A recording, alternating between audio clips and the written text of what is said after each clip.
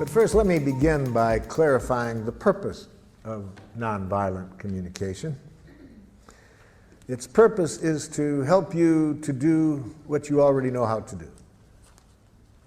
Now, why do we need to learn something today that you already know how to do? Because sometimes we forget to do this.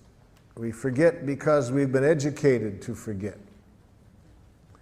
Now, what is it that I'm talking about that we already know how to do? The purpose of this process is to help us to connect in a way that makes natural giving possible. Natural giving possible. What do I mean by natural giving? Let me do you a song to make it clear what I mean by natural giving.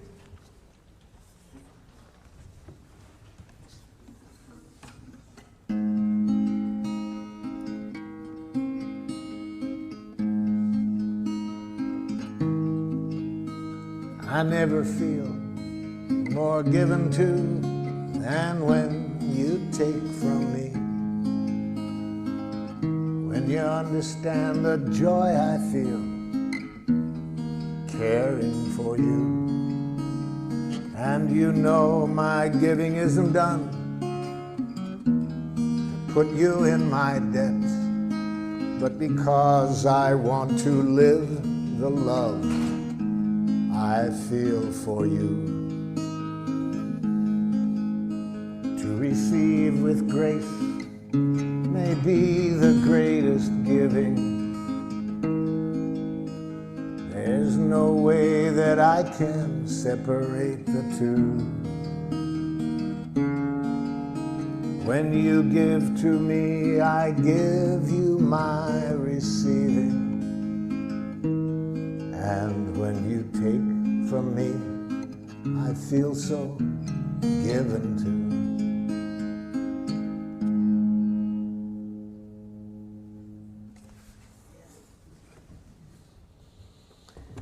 You all know that giving. You know how to do it. And that's what I'm interested in.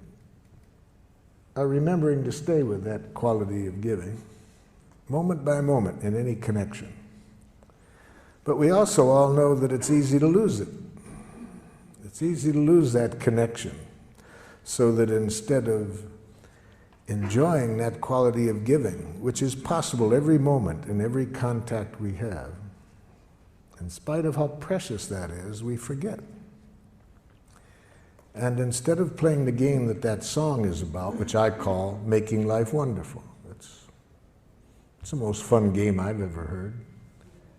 Instead, much of the time we play another game called Who's Right?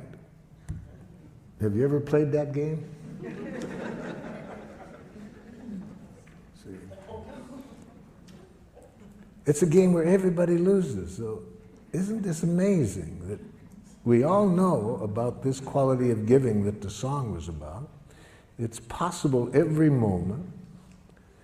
We find that the richest thing to do, and much of our life we end up playing Who's Right. Now, the game of Who's Right involves two of the most devious things human beings have ever come upon. One, punishment. See, because if you're wrong in the game of Who's Right, then you deserve to suffer. Can you imagine a more diabolical concept to educate people? So, if you haven't already abstained from punishment, I'm sure by the end of the day that will no longer be a part of your consciousness. No more punishment. You won't do it in your families. We'll get rid of it with criminals. It just makes things more violent. We'll find other ways to deal with other nations besides punishment. No more punishment. No more reward. It's the same game. See, it's part of the game of Who's Right. If you're right, then you get rewarded. If you're wrong, you get punished. No more. No more. It's created enough violence on the planet. No more guilt induction. See? No more shame. No more concepts of duty and obligation. Just what the song is about, natural giving.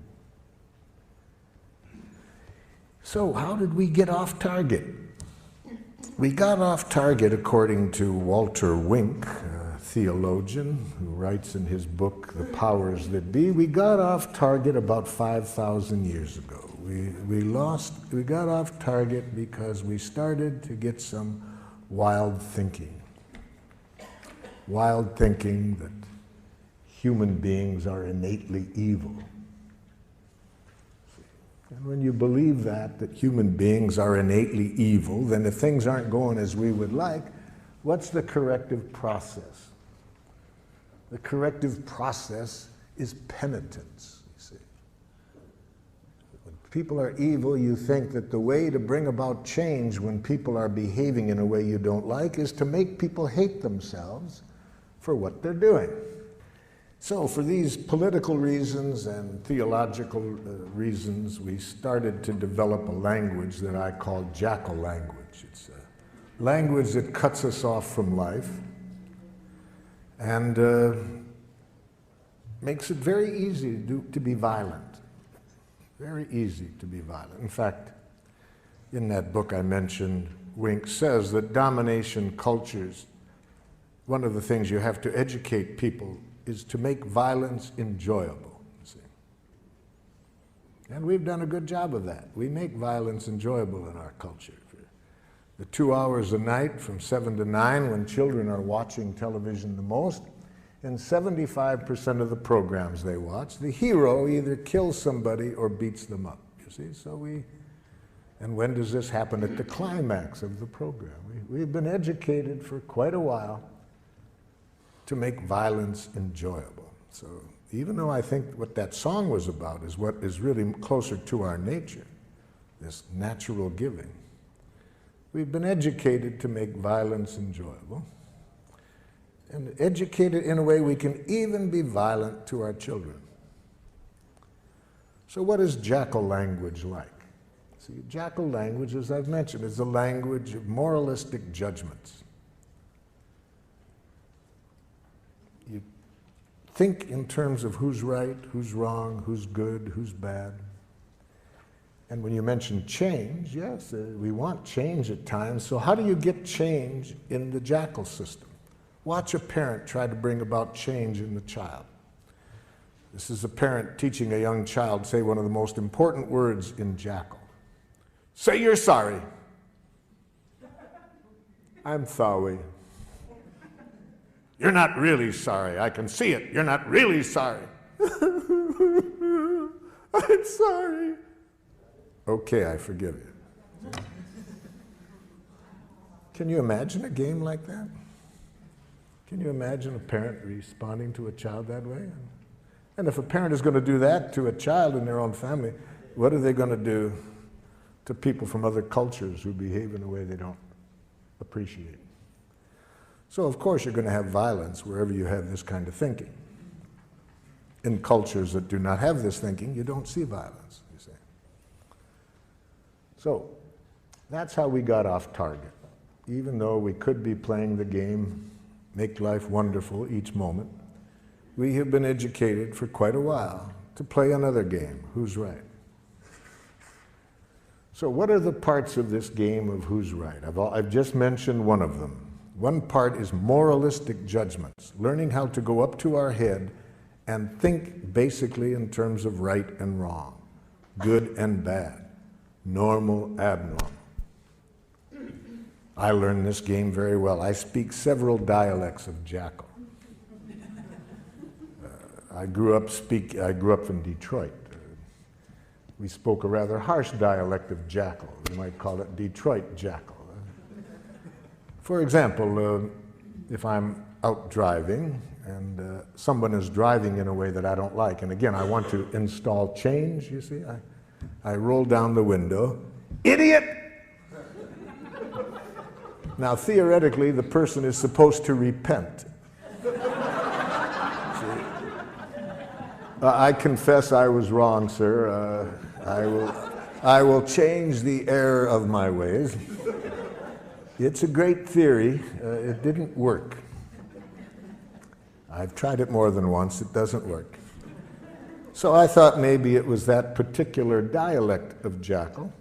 So I decided to get the more cultured use of jackal. So I went to the university and got a doctor's degree in professional jackal.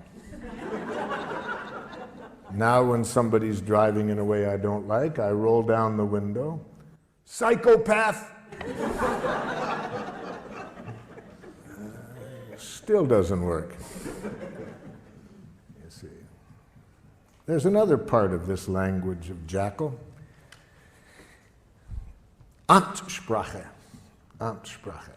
That's very important. You see, a language that denies choice, denies responsibility for our actions. I use the word Amtssprache for this part, having read an interview with the Nazi war criminal Adolf Eichmann at his trial for war crimes in Jerusalem. Eichmann was asked, was it hard to send tens of thousands of people to their death? And Eichmann answered candidly, he said, to tell you the truth, it was easy. Our language made it easy. That interview shocked, that answer shocked his interviewer.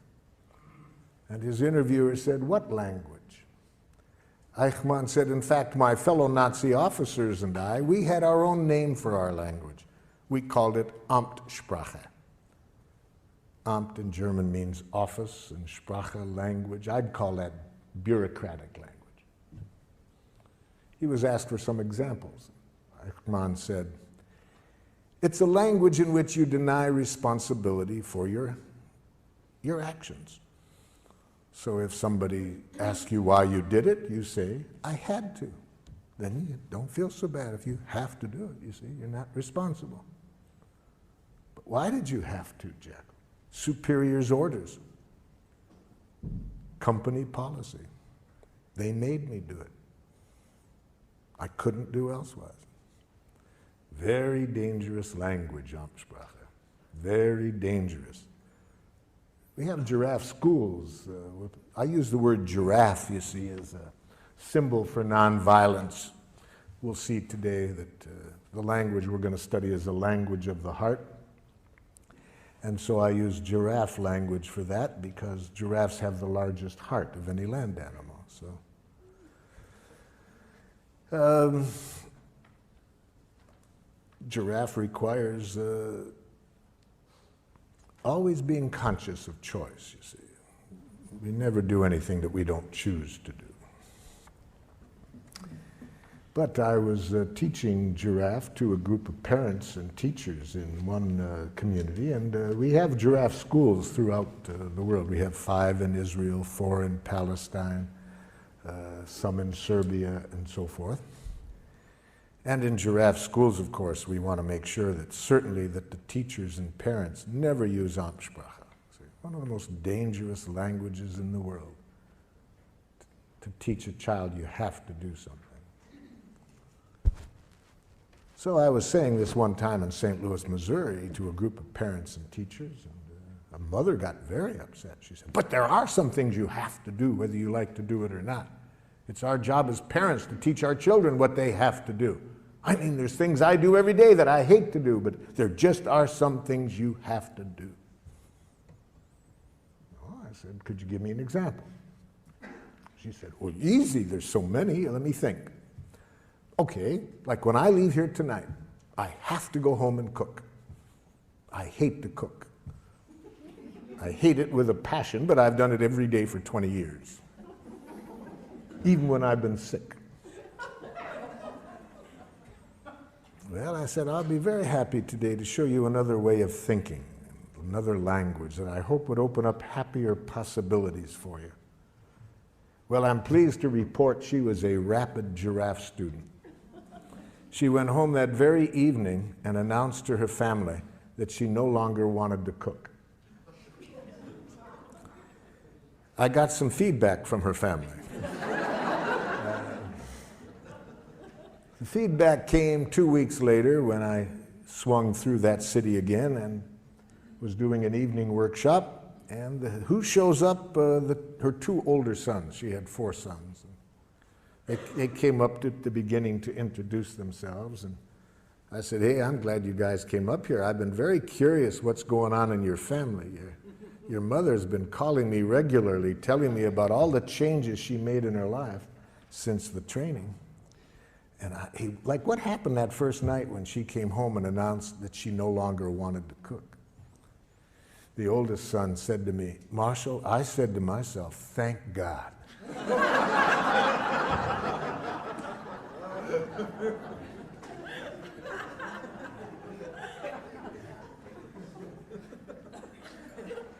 I said, help me understand that one. He said, I said to myself, now maybe she won't complain at every meal, you see. You see, natural giving, what I started the day off with that song, anything we do in life that isn't coming out of that energy, we pay for it and everybody else pays for it. Anything we do out of fear of punishment, if we don't, everybody pays for it. Anything we do for a reward, everybody pays for it. Everything we do to make people like us, everybody pays for it. Everything we do out of guilt, shame, duty, obligation, everybody pays for it. That isn't what we were designed for. We were designed to enjoy giving, to give from the heart.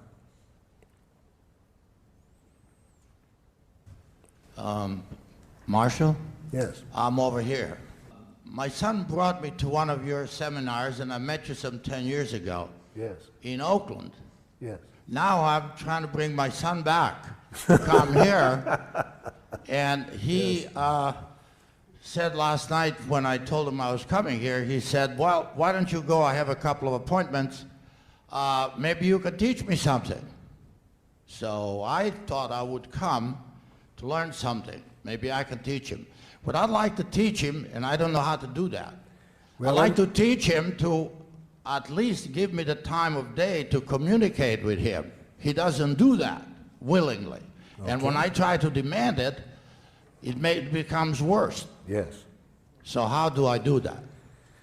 Well, that'll be a good situation to work on today, because I'm going to ask everyone to think of a situation right now where somebody's behaving in a way you don't like. So in this case, it's your son who, when you ask him to communicate, he says no. The first thing I'll suggest is you can't teach anybody anything. That's right. And to have that as an objective is itself to create problems. So, yeah. So let's change the objective. Let's never try to teach anybody anything or to change anybody. If that's your objective, you'll create resistance. So that'd be my first suggestion today. Never try to teach anybody anything or to change anybody.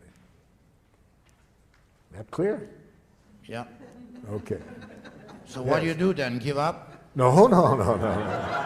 See, this is the thinking that's been shaped in us by Jackal. See, the game of who's right, win, lose. So then if we can't change and win, then the option we think of is to be a chump and lose, you see. We've been educated to think in those two ways, win, lose, right, wrong. No, I'll show you a way, another option. Okay, let's get into it. Let's give you a chance to practice it. Some of you have already thought of situations, such as somebody you want very much to communicate with, they say no. So, think of somebody at the moment who is behaving in a way that is not making life wonderful for you, and you'd like to get to the place that the song was about, where everybody's needs can get met and people are giving to one another from the heart, willingly, not out of coercion, you see. Let's see if we can show you a process to get there in this situation, to get everybody's needs met, and where people give willingly, not out of any coercion. So maybe you are living at home. Maybe you choose today to work on a child that you are living with at home who says horrible, horrible jackal things such as, no. Oh, you laugh. You try living with one for a while. Please brush your teeth. No. Maybe you are living at home with a jackal-speaking partner who says horrible jackal things such as, that hurts me when you say that. We'll see today that it's a violent act to say others make you feel as you do. See? To imply that others can make you feel hurt or angry. Maybe at work somebody's behaving in a way you don't like. They come late. They're not producing as well as you would like. Maybe your next door neighbor has been sexually molesting children. Whoever you want to pick, somebody who's behaving in a way you don't like. And you'd like to see how we would arrive at the objective of creating the quality of connection that will get everybody's needs met through natural giving. That's our objective. Okay? Now, open up your materials to the last page, second to the last page. At the top it says, expressing how we are and what we would like.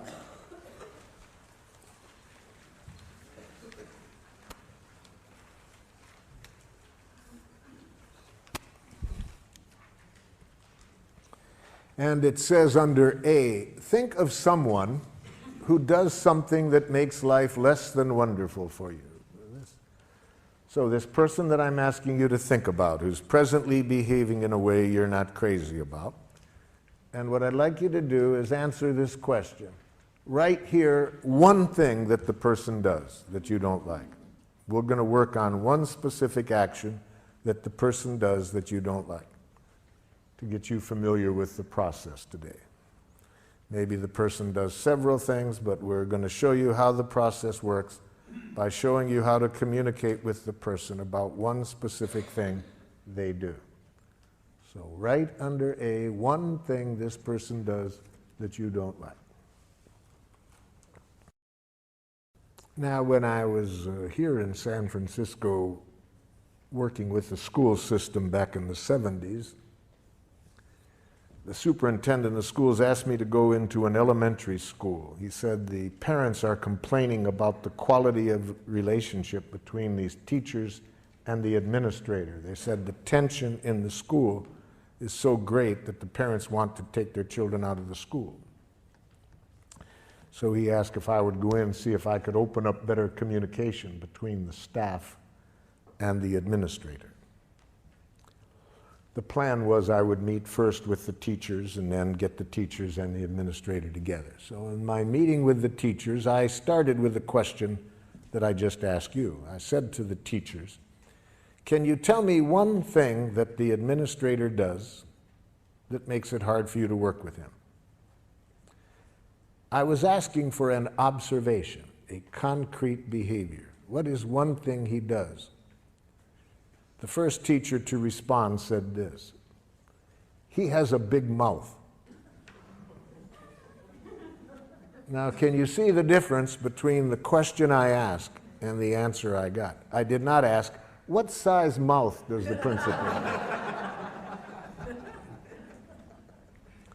So this teacher was giving me an evaluation, an analysis that implies wrongness. You see, we've been so trained to think that way that sometimes we can't separate fact and opinion. All we see is our enemy image. See, whether it's an individual or a nation, we have been trained to think in enemy images, wrongness. And it obscures reality. We don't see the behavior, we just see our enemy image. In his book, Out of Weakness, Andrew Schmookler says that when cultures are taught to think this way, not to just see the person, but an image, a judgment they've made, bombs are never far away, you see. So I pointed this out to the gentleman, that this was not an answer to my question. I wanted to know one thing the principal did. This man was stuck. He just couldn't get it. The woman sitting next to him tried to help. She says, well, I know what he's referring to. I said, okay, help him out. What's one thing that the principal does? He talks too much. No, too much is a judgment. I ask for an observation, not a judgment. See, this is how jackal-speaking people think. They really have been brought up to think there is such a thing as a just right amount of everything. and too much and too little, and that they know what it is, see? So they think that way. It doesn't make resolving conflicts too easy with them when people have an idea that there's a right and a too much and a too little, and they know what it is. And especially when they mix it up with an observation. I was just asking, what does the person do? And again, for the second time, this person couldn't see the behavior separate from the judgment. A third person tried to help. Well, I know what they're talking about. Okay, what? He thinks he's the only one that has anything worth saying. No, telling me what you think he thinks is an evaluation you're making of what you think is going on in his head. I was asking for what does he do? A fourth woman said, he wants to be the center of attention all the time. I said, now you're giving me a judgment or a diagnosis of his motives. Even if it's accurate, it's a diagnosis of his motives. It's not an observable behavior. My question was, what does he do? Now the entire faculty sits there quiet. Nobody can answer the question. And one of the women said to me, boy, Marshall, that's hard to do. Yes. In fact, the philosopher Krishnamurti says that to observe without evaluating is the highest form of human intelligence, you see. So those of us who have been taught to think in these enemy images, immediately to think right, wrong, good, bad, normal, abnormal, appropriate, inappropriate, to this, to that, we can't see reality. All we see is our enemy images.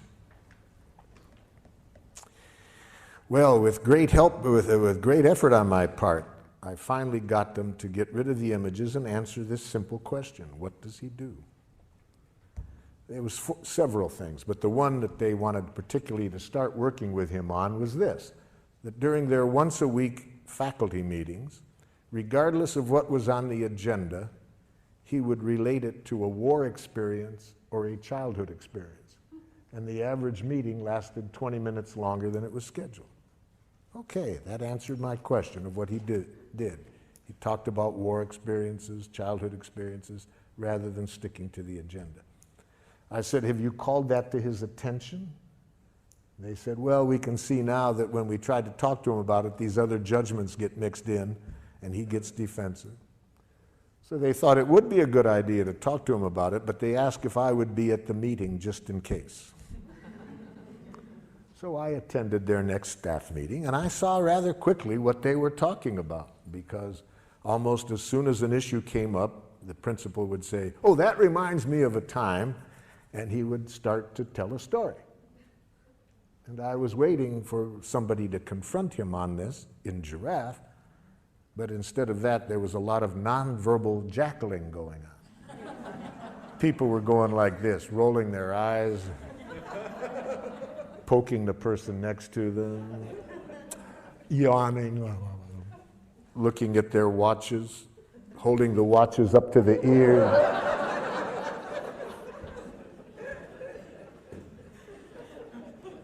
And I watched this scenario going on for a while, and I said, excuse me, but isn't somebody going to say something?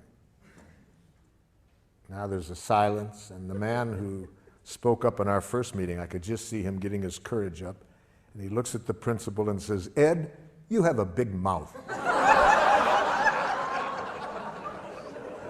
So let's see if whether what you wrote down answered the question I asked. Is it an observable behavior, or did you mix in any evaluation? And my two friends here will help us to make this evaluation. This animal has been taught to, somewhat like a police dog, to sniff out narcotics. If there's any jackal mixed in, he will howl. If you answered the question, this animal will dance. So, sir, what did you write down? My dad blames my wife for my choices. He does what? My dad blames my wife for my choices. Yes, blames is a judgment. See, that's already putting evaluation into it. Dad, do you see yourself as blaming her? No, I see myself as calling attention to the facts. So see, Dad doesn't see that as blaming. No, I'm educating. Thank you, Dad. Yes, okay. So, how do we say it? See, we need a direct quote. We need to give it, to make it an observable behavior, we need to say, my father says, what? All of his problems. You are responsible for all of his problems. Wait a minute. He says this to the wife. You are responsible for all of his problems. That's it. Yes, okay, that's a direct quote. That's what he says. That's giraffe language. You made a direct quote, okay? See, as soon as you have the word blame in your consciousness, it's going to change the whole energy with which you approach the person, because you're basically making a judgment of them as blaming, which everybody knows is wrong. You see. Yes? I have the mic. Oh, excuse me. Lately, my son is not doing his history homework. Okay. My dad makes harsh judgments and insulting remarks. Oh my God, you've killed my poor jackal.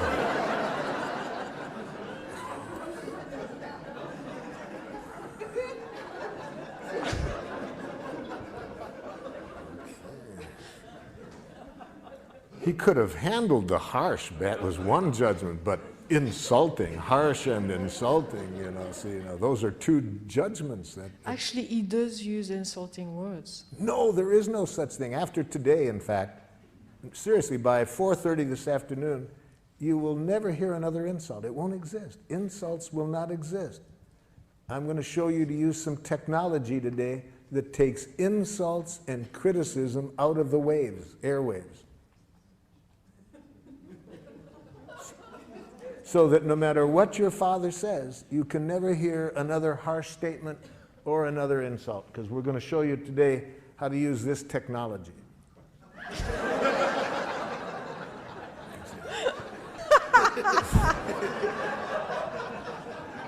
And with this technology, it will be impossible for you to hear criticism, harsh remarks, insults. With these ears, all you can hear is the only thing human beings are ever saying. Please and thank you. See, that's all.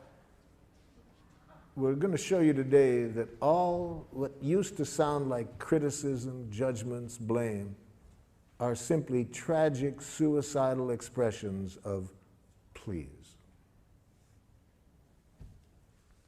My brother Yes. yells at me to get in the car to go to school, and then he makes me late to school.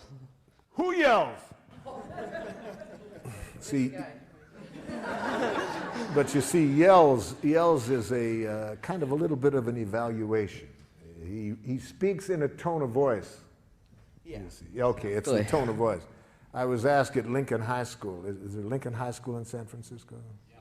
Many years ago, I was asked to work with the faculty there. They were having a lot of tension amongst the faculty, racially, ethnically. There was a lot of tensions. And the superintendent asked me to work there, and I started the day asking, tell me something that somebody else on the faculty does that you don't like. Man turns to the woman next to him and says, I don't like it when you yell in our faculty meetings. She says, who yells?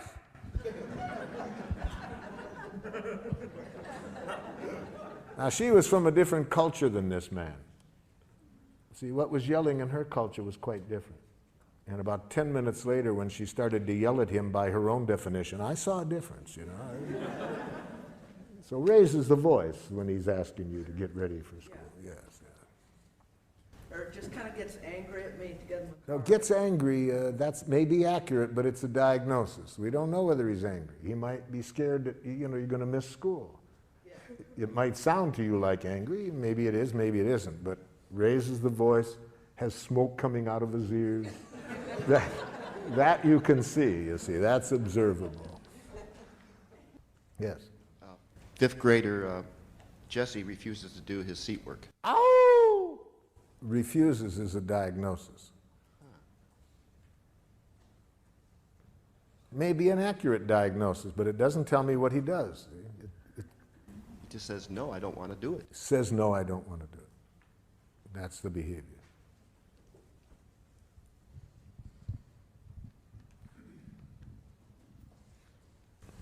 My husband doesn't tell me things which will affect me deeply. Okay. It's the first jackal husband I've ever heard of. This is a new experience for me today. A student in my class incessantly talks loud, won't stay seated, or keep his hands to himself. I hear about 3 judgments in there.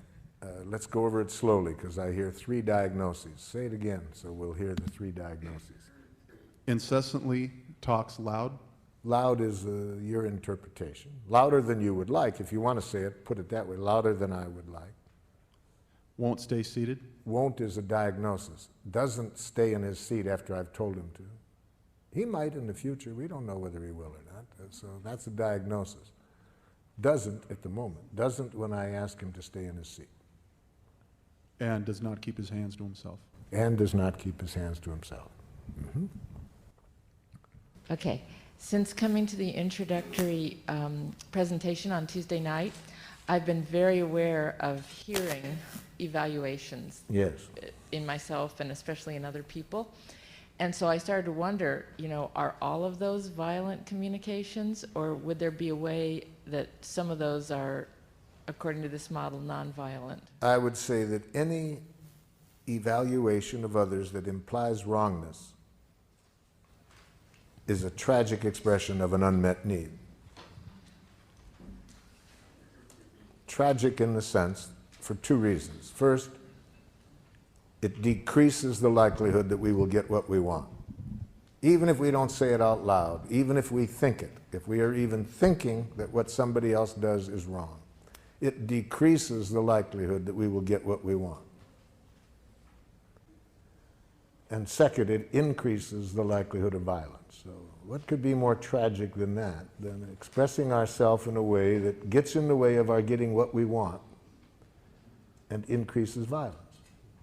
So anything that we want to say that implies wrongness on the part of the other person, I'm suggesting, is a tragic, suicidal expression of an unmet need. Say the need. Learn a need consciousness, which is what we're going to get to now, you see. That's how we evaluate in nonviolent communication. We evaluate from the heart. We make judgments, but we make need-serving judgments. We judge whether what people are doing is meeting needs or not. We don't moralistically judge the person for what they did. We judge whether it's serving life or not, because needs are our direct connection with life. They're the life that's going, needs are the life seeking expression within us. So we evaluate with reference to that. And that requires 2 kinds of literacy, feelings and needs. So let's be sure that we are all speaking the same language when I use the term feelings and needs.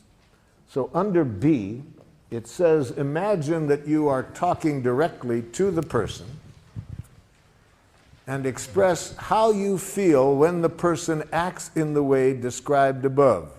And use this form. Again, we're talking to the other person, we're telling them now what they did, and we say, when you do this, I feel how? How do you feel when the person does what you wrote down under A? Write that down.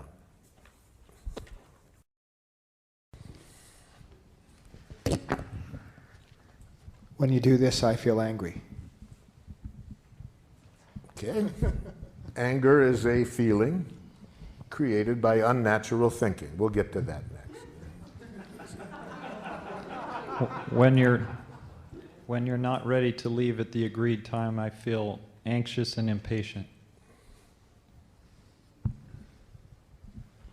When you speak that loud, I feel intimidated. Ow! Intimidated is a diagnosis. Be careful of words that are more descriptions of other people, what you think they're doing to you, like intimidating you. So write down the following as not feeling words. Do not mistake these words as feelings. I feel misunderstood. I feel used. I feel manipulated. I feel judged. I feel criticized. I feel ignored. For example, aren't there times when you think somebody's ignoring you? Don't you feel relieved? And at other times, don't you feel angry? You see, so words like that really say very little about what's alive in you. They say much more about how you are interpreting the other person's behavior. And above all, never mistake the word rejected as a feeling. I feel rejected. No, no. That's not a feeling. That's a suicidal interpretation. Okay, who's got the mic? There's the mic. Yep. Hurt, disappointed, disheartened. Yep.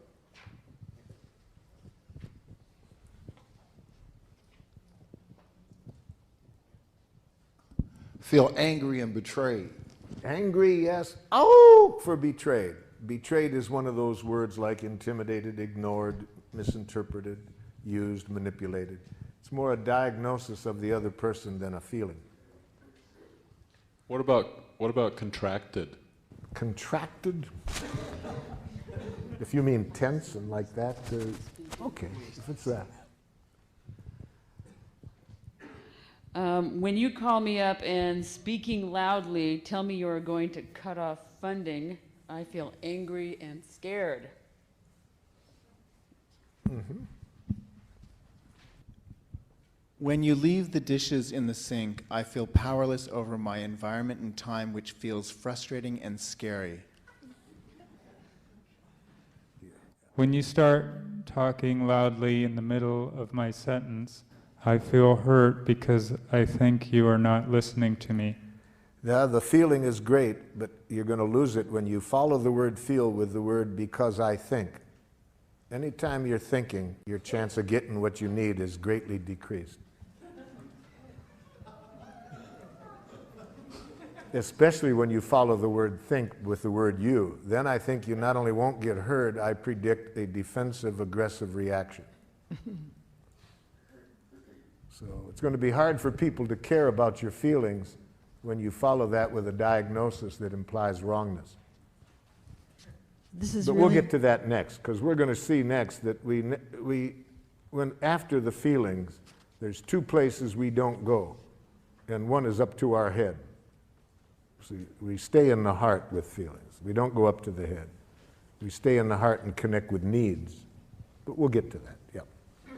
If we want to use nonviolent communication, we want to be sure that we do not use the feeling in a violent way, because feelings can either connect us at the heart or they can contribute to more division and violence. So we certainly do not want to ever express our feelings in this way. I feel as I do because you. Okay? We never want to express our feelings this way. You make me feel. Now that will be a hard habit to get away from, because in a jackal culture, feelings are very instrumental to using guilt as a way of manipulating people. See, the way to manipulate people is if you can convince them that they make you feel as you do, then they should feel guilty and change, you see. So it's another form of this violent game. So, for example, if you are a parent and you want to use feelings in a violent way rather than a connecting way, you would express it this way. It really hurts me when you don't clean up your room. Okay? Or, you make me angry when you say that.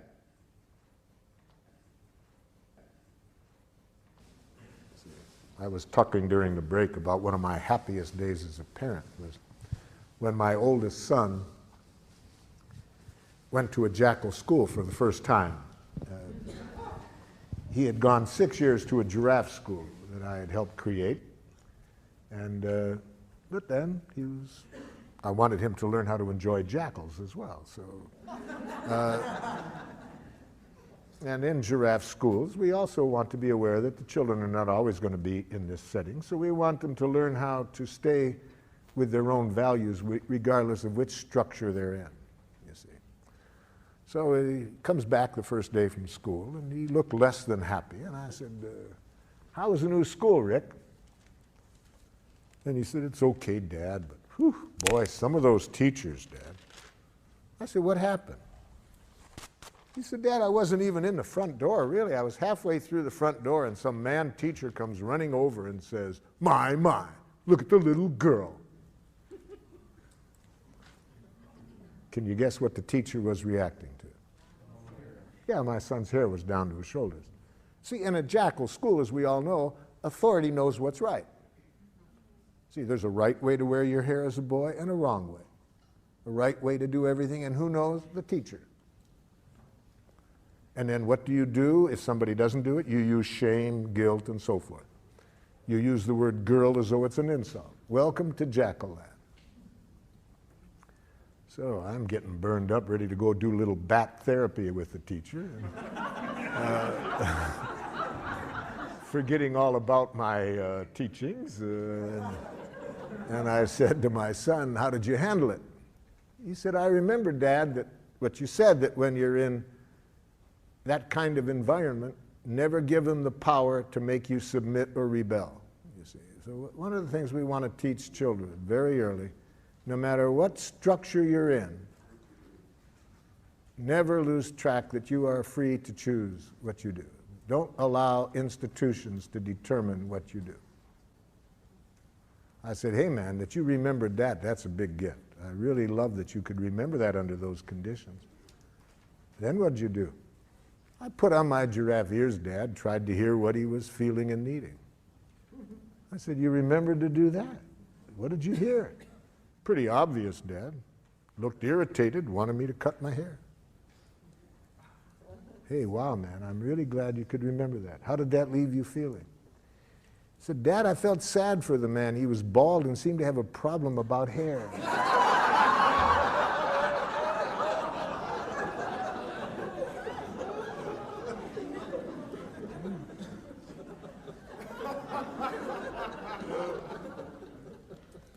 So we want children, the same thing we want to teach adults. Institutions can't make you do anything. Other people can't make you do anything. No human being has ever done anything they didn't choose to do. A Palestinian in the village of Hebron disagreed with me one time. He said, I don't agree with you, Marshall, that we only choose to do. Where was my choice 2 days ago? A soldier puts a gun at my head and says, take off your clothes or I'll shoot you. Where was my choice? I said, seems pretty obvious to me. You had a choice of whether to take off your clothes or not. He laughed. He said, okay, I got your point. I chose not to take off my clothes. I chose, that soldier knew I didn't have a gun. He was doing this to dishonor me. I chose to risk my life to protect my honor. Okay, so I'm not saying we always like the choices we have, but nobody can make us do anything we don't choose to do. So I said, apparently the soldier also chose not to shoot you, or else he was a very poor shot. My children taught me this about nobody does anything they don't choose to do. From the time they were 2 years old, they educated me that I couldn't make them do anything. All I could do is make them wish they had.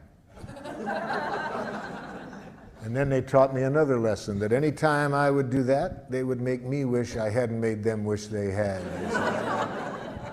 They taught me that violence creates violence, you see.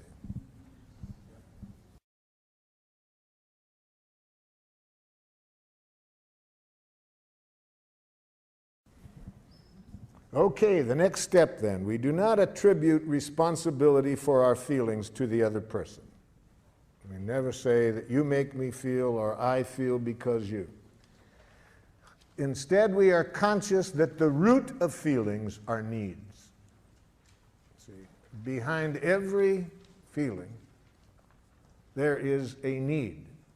Now, certain feelings tell us that there is an obstruction in our thinking, that instead of our being directly connected to our needs, we have chosen to go off to jackal land.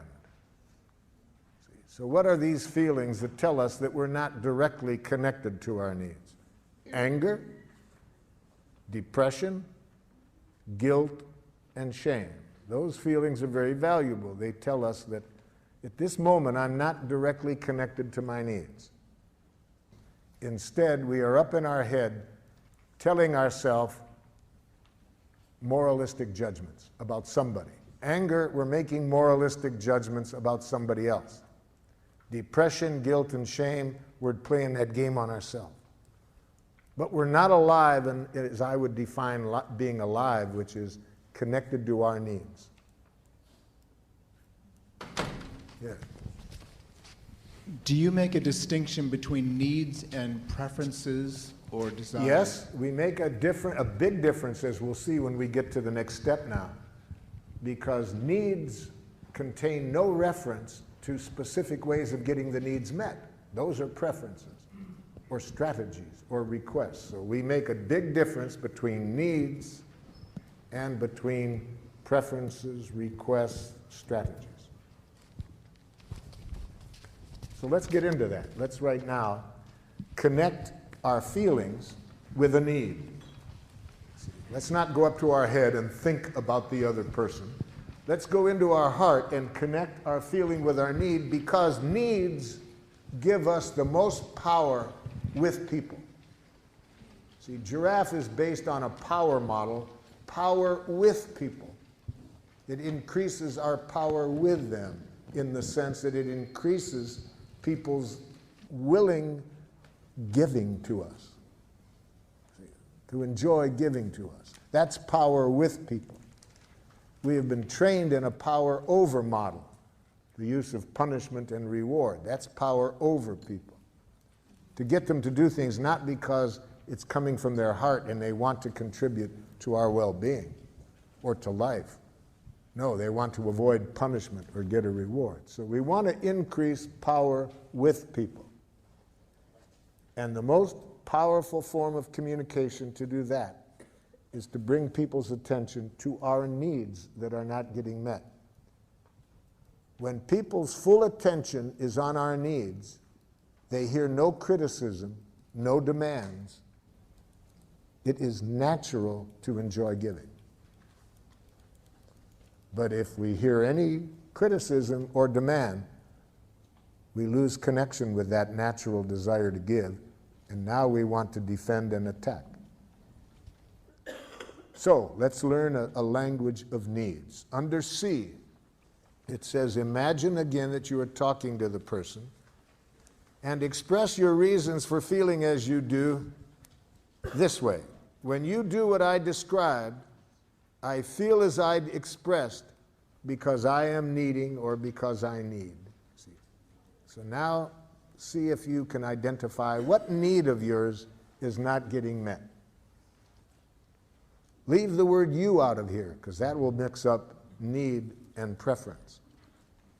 Leave the other person out of here. Just express the need without reference to the other person.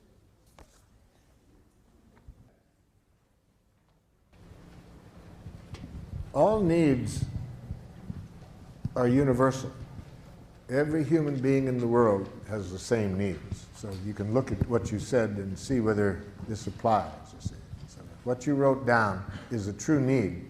Every other human being in the world has that need. We're all created out of the same energy. So we really see this at the level of needs. All human beings have the same needs. What differs immensely is the strategies that we have been educated in for meeting the needs. Different cultures educate people to meet the needs in a different way, but the needs are the same. Who wants to check theirs out? Okay. To know that you are responsible and honest. That, notice, brought the other person in there. I have a need to know that you are responsible and honest. How do we express the need without bringing the other person in there? See. Now, we can bring it in one way. I have a need for your happiness, for your protection. We can say that. Okay. See, but not the way you're saying it. Yes? I need to be seen and heard as who I truly am. I have a need to be seen and heard as who I truly am. Okay? Now I have a impulse to qualify that and to say free. To be free. I have a need to be... The last word in that sentence is who I truly am, free. I have a need, who I truly am, to be free. Yes, that's a need we all have. The important thing will come out when we get to a request, because that's a request that only you can meet. Other people can't do that. They can't meet that need. So if you don't know how to meet it for yourself, for freedom, you won't have that need met. I'm feeling a bit frustrated because I'm noticing that everything is a strategy. In other words, mine is a need for an aesthetic environment. But underneath that, there is a need for serenity. And my serenity doesn't come from the environment. So this entire request, starting at A, is a strategy to get something called serenity. Okay, that's a need then. I have a need for certain peace, but isn't there a need in there for certain aesthetics that will... Right, but it crumbles the house of cards for me of wanting the sink not filled with dirty dishes. Help me understand that. Why wouldn't if you have a need for serenity... But serenity doesn't come from a clean sink. Okay, then we haven't got the right need then. Or then it's not that you want the sink cleaned out. But I'm projecting that need onto the sink, thus onto a behavior of someone else. Well, the other person's behavior can be getting in the way of our need getting met. If the dishes aren't done, and it could be some needs of yours are not being met by that. Then you have to identify what the needs are that are not getting met. I'm not sure. I'm really not sure that I'm not basing an assumption that by having that sink clean that I'm going to have serenity, and I think it's a false distinction. Well, the nice thing about being clear about our request is we can test it out. If I say, for my need for serenity, I'd really be grateful if you would clean up the sink. The person does it, and I'm still not serene. Okay, that helps. I know that doesn't work. See, we never really know what we want until after we get it. If after we get it, it makes life more miserable, then we know that isn't what we wanted. If it makes life more wonderful, then we know that is what, a strategy that will meet our need.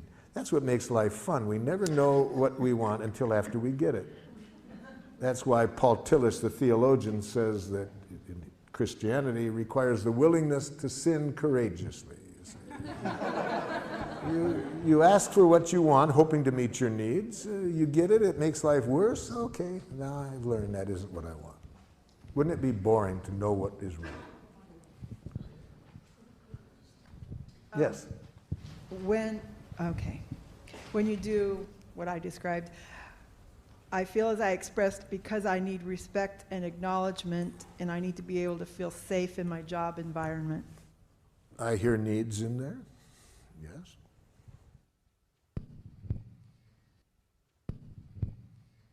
When you do what I described, I feel as I expressed, because I need to express my desire and need without it hurting you.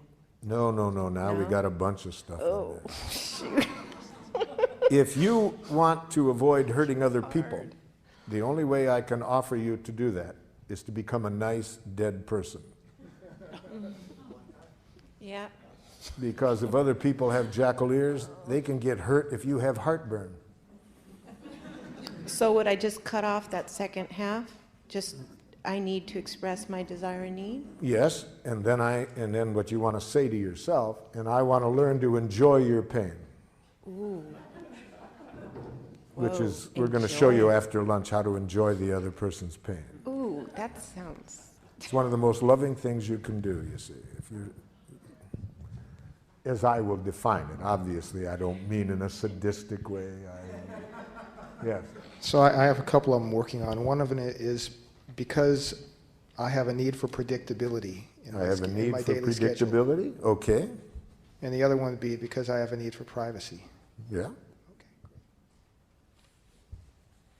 Go ahead. My need is for comradeship and acknowledgement of my comradeship. Mm-hmm. Mm-hmm.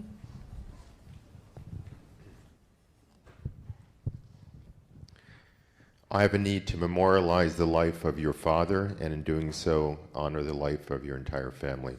Have a need to honor this life, yes.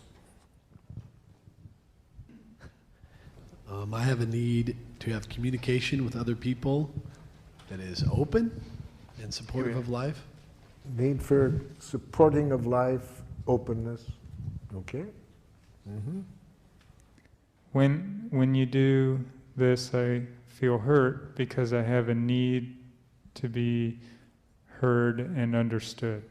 Yes, very important need, that need for understanding, to be heard, to be listened to, empathy. There's different ways of expressing it, but it's a critical need, one that we have daily. Daily, yes. Bottom line, I have a need to love you and to let your love in.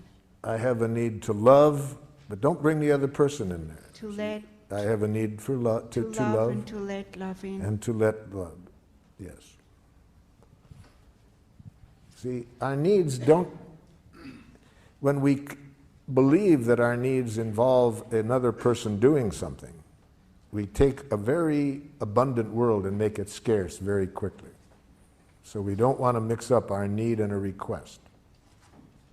See, we may have a request, a strong request, that a particular person meet our need for love. See, that's a strategy. We may want this particular person, but we don't have a need for that person to love us.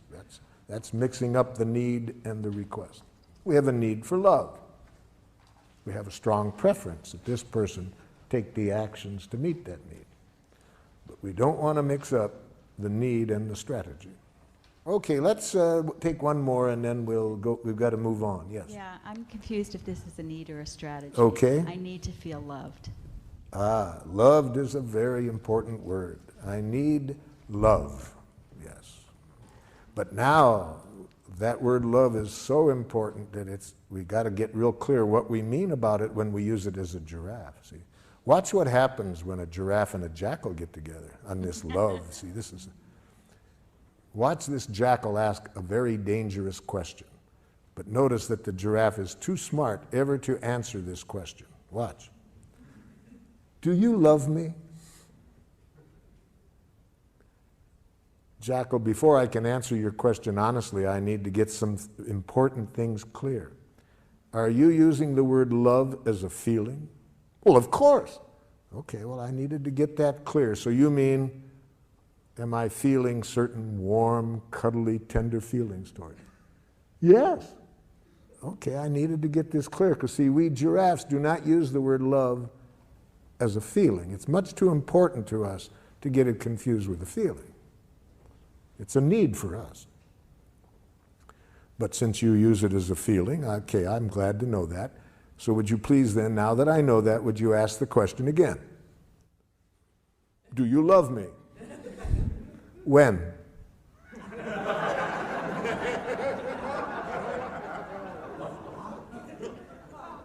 When? Well, I want to be honest. I can see how important this is to you, but how can I be honest with you about what I feel toward you without reference to a specific moment? Feelings change every few seconds. Life is changing. Feelings are part of life. So I'd have to know a specific time and place to ever answer your question of how I feel. What about right now? No.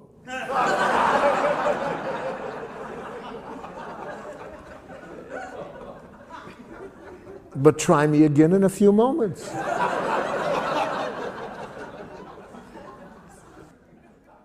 So you see, to a giraffe, love is a need, and it's a need for which we must be very clear about what requests do we have of other people to meet that need. Now, watch what happens with reference to that if we're in a love relationship with a jackal. I want you to love me. Oh, so you have a need for love, jackal, and you're giving me the honor of wanting me to meet that need. Yes. I really see how important the need of love is, so I want to be clear what you would like from me to meet your need. Could you tell me what you are requesting of me to meet your need? Now, the poor jackals, they don't live in the moment, you see. To make a clear request, you have to live now. You have to be clear what you want.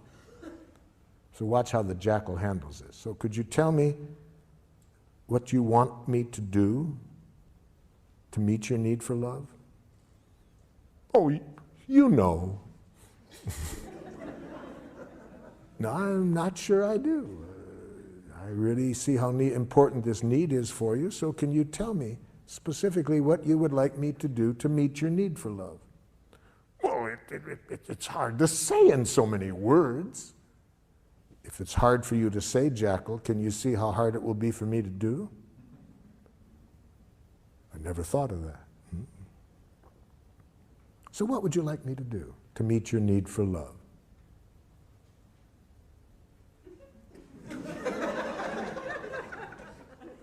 It's embarrassing to get clear. Yes, it is, because much of our oppression in close relationships comes from saying to people, I want you to respect me, I want you to love me, I want you to understand me, without our being real clear what we want when we say that.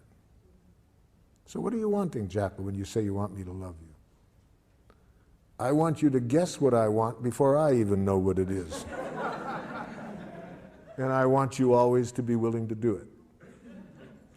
Thank you for defining it that way, Jackal. Would you please find someone else to meet your need for love?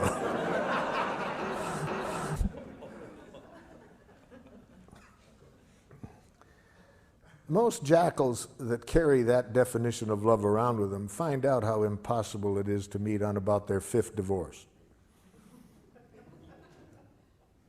You see, they keep thinking that they're going to find the right person to love them, not realizing the problem is how they're defining love and what they want from other people to meet the need for love, to see that it's impossible to meet that need. Which brings us to the next step in the process, how to make clear requests after we have expressed our unmet need. And a clear request defined in Giraffe is, first, it's a positive action. We say what we do want, not what we don't want. So a woman gave me a very good example of what happens when you say what you don't want. In a workshop, she said, "You've really helped me understand what happened recently, Marshall. I said to my husband, I don't want you spending so much time at work. And then I got furious with him when he signed up for a golf tournament."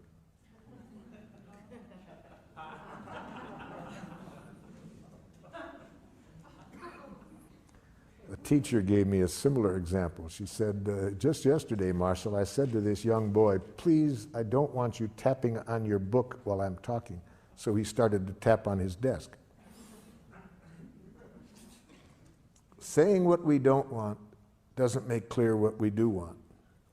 But worse than that, if we frame our objectives in getting rid of something, it leads to violence very often. It makes violence seem attractive when we try to get rid of something. For example, I was working with some teachers in a school in Rockford, Illinois. Their observable behavior they wanted to work on is, on the average, every 3 months, 38 broken windows in the school. So we got down to the request. I said, what do you want different from the students? It's obvious. We don't want them breaking windows.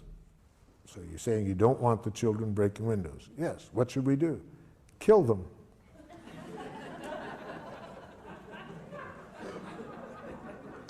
Research has demonstrated dead children break no windows.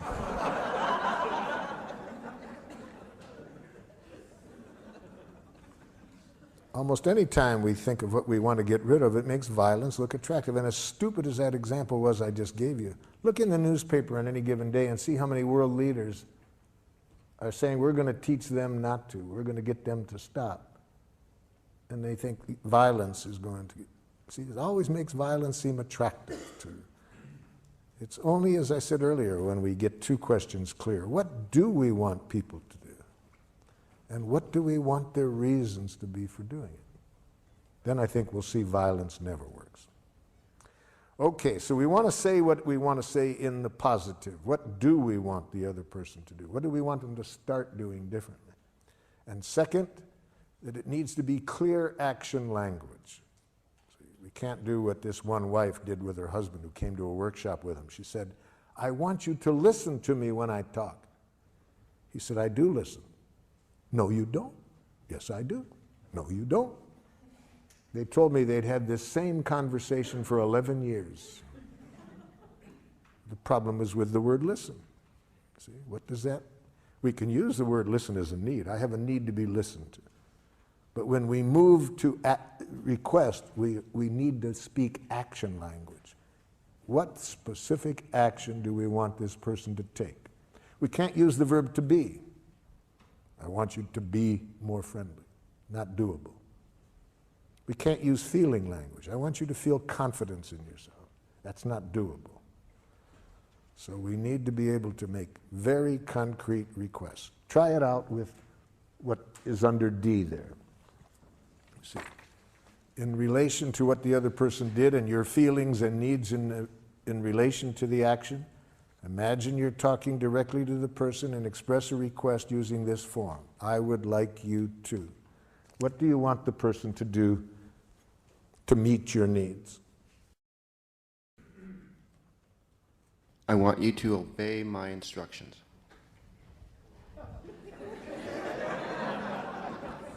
Let's use the word, I want you to do what I told you to do. I want you to do what I told you to do. And if you were a giraffe, you would give that to the person with a little card that said, but please do as I requested, only if you can do so with the joy of a little child feeding a hungry duck. Please do not do as I request if there is any fear of punishment motivating you. Please do not do as I request out of a hope for reward or that I will like you if you do. Please do not do as I request out of guilt, shame, duty, obligation. Life is too short to do anything for anybody out of that.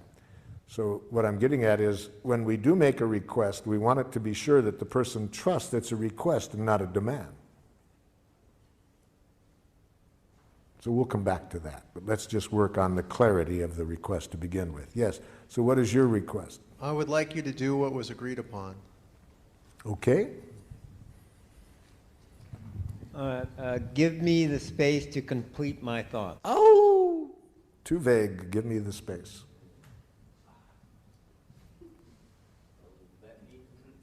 Let me complete my Let thoughts. me is not doable. Let me show you what I mean. A woman said to her husband, came to a workshop, I want you to give me the freedom to be myself. He says, I do. No, you don't. I said, hold it, hold it. Give me the freedom is not doable. Let me? No, that's not doable. Allow me? It's not doable. What do you want from him when you say, give you the freedom to be yourself? It's embarrassing, yes? What? Say it. Oh, it's embarrassing. Say it out loud. What do you want when you say all of that? I want him to smile and say it's okay no matter what I do. Okay, now you're honest. You see, so what do you want? I want to express myself. Yes, you can do that. Nobody can stop you from expressing yourself. So I'm getting interrupted. You want the other person to wait until you finish speaking? Yes. Before starting? Yes. Okay, that's the doable action. So how do we know? You can only tell whether it's a request or a demand by how I treat you if you don't do it. That's what tells people whether we are making requests or demands. What is their memory of how we act when we don't get what we want?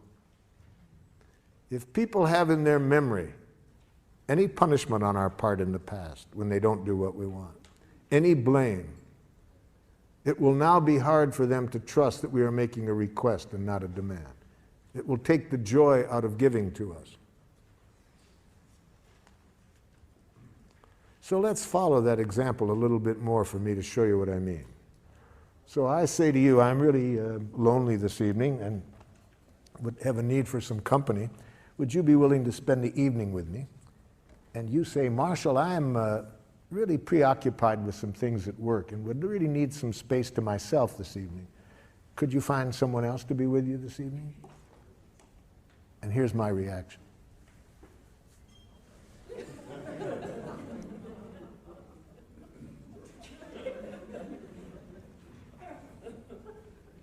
Two days later,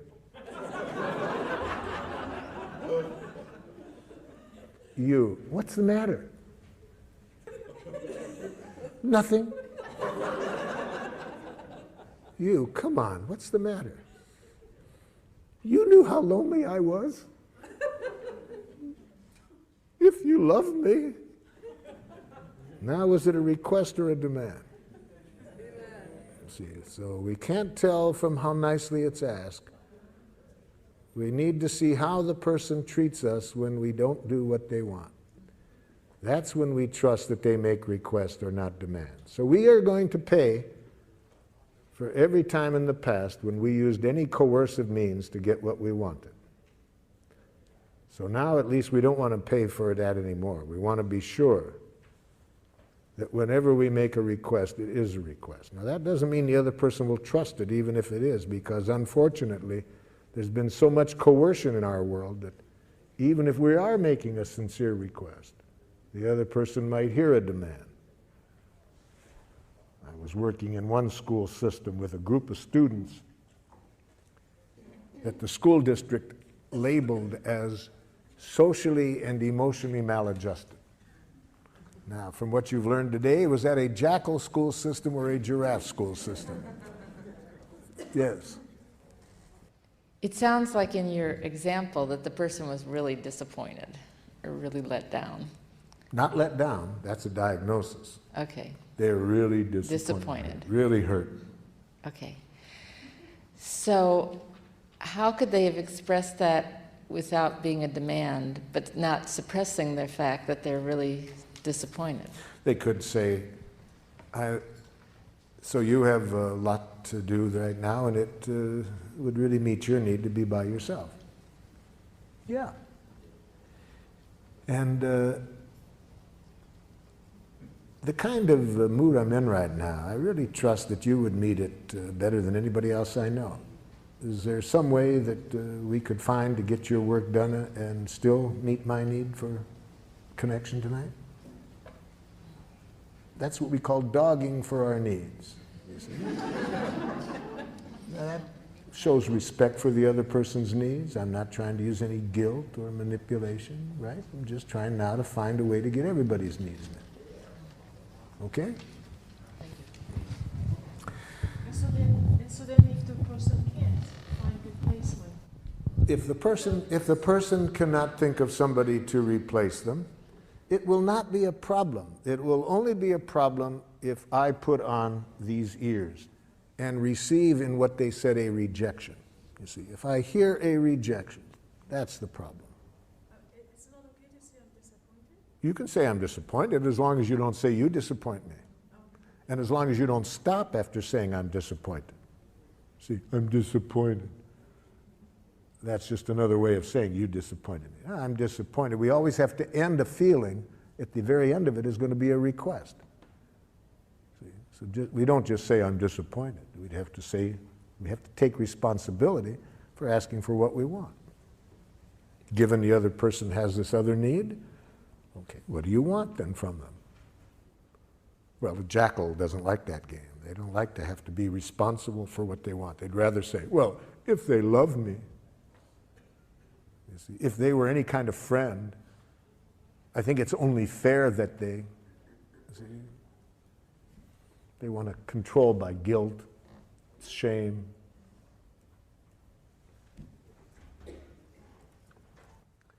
So the school district asked me to work with these students that were labeled socially and emotionally maladjusted. Poor school system doesn't realize that labels lead to self-fulfilling prophecies.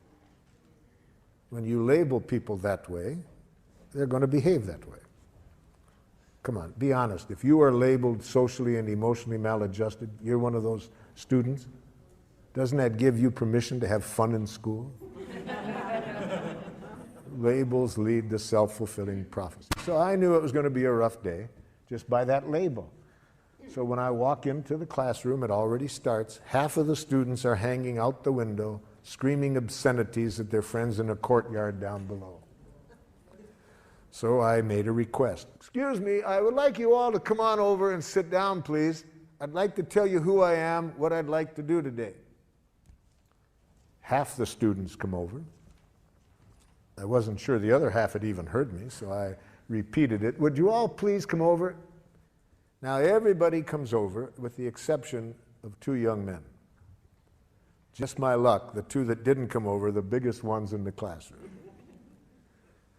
And again, I wasn't too sure they'd heard me, and I was praying it might just be a problem with acoustics, so I said, would one of you 2 gentlemen tell me, please, what you heard me say? Yeah, you said we had to come over and sit down. You see the problem? I make a request. He hears a demand. So I said, sir, I have learned to always use sir with people who have biceps like he did. Especially with the tattoo on top of the bicep. I said, sir, could you tell me how I could have let you know what I was requesting so it wouldn't sound like I was telling you what you had to do? He said, huh?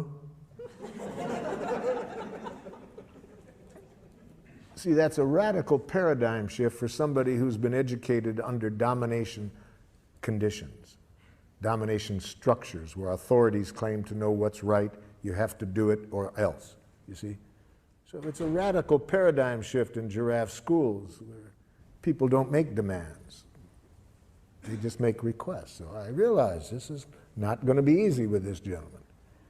He's probably carrying with him a lot of traces of being punished when he doesn't do what other people want, or blamed. I'm not expecting him to give that up right like that. So I said, sir, how could I let you know that I was requesting something of you without it sounding like I was bossing you around? I don't know. I said, just what's happening between you and me right now is much that I wanted to talk about today, because I was wanting to look at a way we could interact where nobody bosses others around. And I didn't expect life to be so easy. That was all he needed. He trusted at that point that I wasn't trying to tell him what to do. And he came over and we had a very cooperative day. But as long as people hear our request as demands, they have only 2 choices, submission or rebellion. And neither of us are going to connect us with people in a way that's good for anybody. So the main thing that's the difference is not how nicely we say it, but how we treat people when they don't do what we want. Now, let's hear a few of these so we can see what kind of reactions you might get back. If you openly express your heart, you try your best not to criticize, not to demand, what do you get back? She gets excited and defends herself. Well, I need to hear the specific statement, but I don't know what you mean by defends herself. What does she say? Got to be specific. For the next exercise, we need to know specifically what the person says or does. See, that's your diagnosis that she's defensive. What does she say?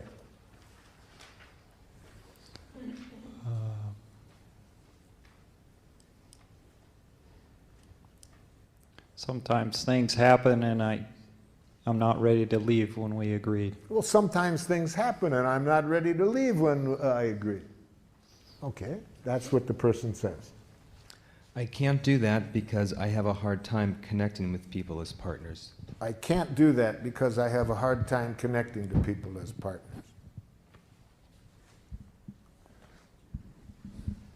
This is their response back? Yes, what did the person respond back? He says, nothing I do is ever good enough. Nothing I do is ever good enough. Okay, here. Guess I should go through the whole thing. She says she doesn't like the way I wash dishes or make the bed. Yes. I feel angry and resentful. Yes. I feel as I expressed because I need to be accepted for my willingness and ability to do a job the way I do it. Yes. I would like you to acknowledge my work positively. Even if I don't feel like it? How do you want me to, how would you like me to respond positively when an idiot could do a better job making a bed than you do? Okay, that's the last thing. She would say that she can't because I never do it the way it should be done. Yeah, so the problem there is with the present request. What do you want from this person? I think what you want is this. I'd like at least some gratitude expressed for my willingness to do what I did. And if I could get at least the gratitude for that first, I could better hear how you would like me to do it differently. Would that be closer? It'd be closer, but I'd still like her to accept the way that I do it. What does accept mean? Now we got to translate accept into a doable request. What if this person has a sense of aesthetics? You see, I can already tell what the problem is in your relationship. I've already made a diagnosis. You want to hear my diagnosis? Okay. You are a slob and she's a neat. See, there's these two kinds of people in the world, slobs and neats. And for some reason or other, they always live together. It doesn't make sense to me. You see, there's so much of this goes on every day about how to wash the dishes, how to make the bed. Now, I'll give away which one I am. I once cleaned the house immaculately. And my partner came home and said, I thought you were going to clean. True story, true story. So you know what I am, right? I wrote her a song that night that goes, if you wonder about the cause of my domestic distress, it's that my partner is antiseptic and I'm a total mess. Last night at 2 a.m. I had to go to the head. In the time it took me, she made the bed.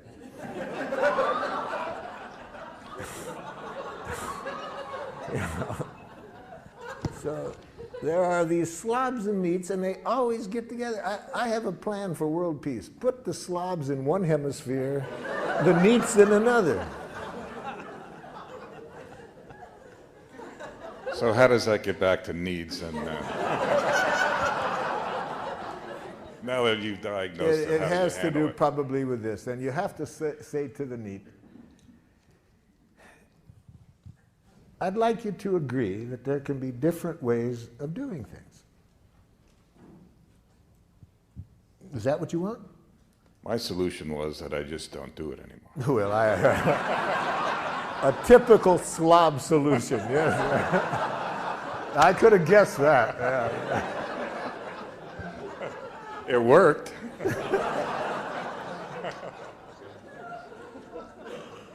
I would really like some acknowledgement. First, I'd like some expression of gratitude for what I did. I'm not saying you have to like it, but at least I'd like to hear some gratitude, if it's sincere, that at least that I was trying. Second, I'd like you to agree that there can be different ways of defining what is an adequate way to make a bed. Then, if after you agree to that, if you could say what your preference would be without using words that imply that it's right, your way. That would be a lot easier. Something like that. Where is it? You sound like you're doing something out of a book. You sound like you're doing something out of a book. Talk like a real person. Don't use any of this psychology crap on me. Something like that. Yes, yes, yes. Especially they're going to say that when you're a baby giraffe, you know, because you're trying a new way and it's going to take a while and it's going to go slowly. And when I was first learning this, I was having a conflict with my oldest son, and I was sounding like it was coming out of a book. I was having to stop and think everything I said. And the poor guy, he had his friends waiting for him, and he said, Daddy, it's taking you so long to talk. I said, let me tell you what I can say quickly. Do it my way or I'll kick your ass.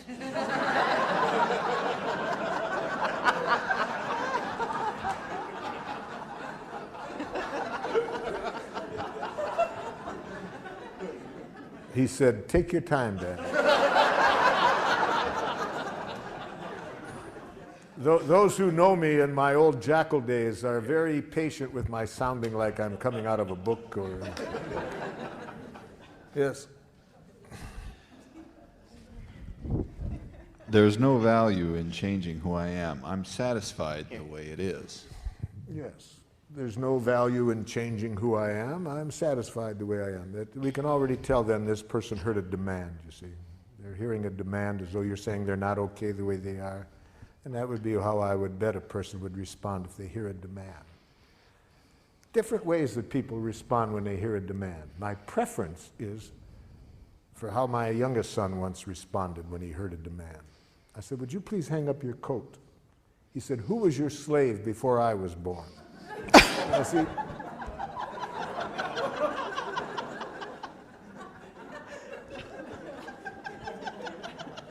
I like that way because I know he hears a demand then, right? It's pretty clear. Now, then there's other people who it's harder to guess if they're hearing it as a demand. For example, you say to them, would you please come over and just sit on the couch with me and talk with me? The person goes like this. Okay. Now, if you're smart, you'll say, oh no, stay away. They're hearing a demand, you see, but they're giving in. But the worst case scenario, this is the dangerous one, you see, is if the person hears your demand, your request as a demand, and they respond this way. Oh, sure, I'll do it. And they do it. But they did it to buy your love. They did it because they were afraid that if they didn't, you wouldn't like them. Now, how will you find out? You'll find out eventually. You might find out like this one woman did who showed up at my door in 2 in the morning. 2 in the morning, my doorbell's ringing one morning. It's pouring rain outside. And this woman, not 8 months pregnant, crying. I said, come in. I sit her down in a chair. What's going on? I didn't know how she got there, but she told me that her mother had been in a workshop with me a month before, and she had just called her mother up to tell her about what happened, and the mother said, oh, there's a man in your town that you might want to go and talk to. So that's how this woman shows up in my door at 2 in the morning. Now, what was the problem? Earlier, she said, I just made a little request to my husband, and he said, get out. We've been married 8 years. He's always been so loving, so kind. He's done everything I want. And now he says, get out. Already I knew what the problem was.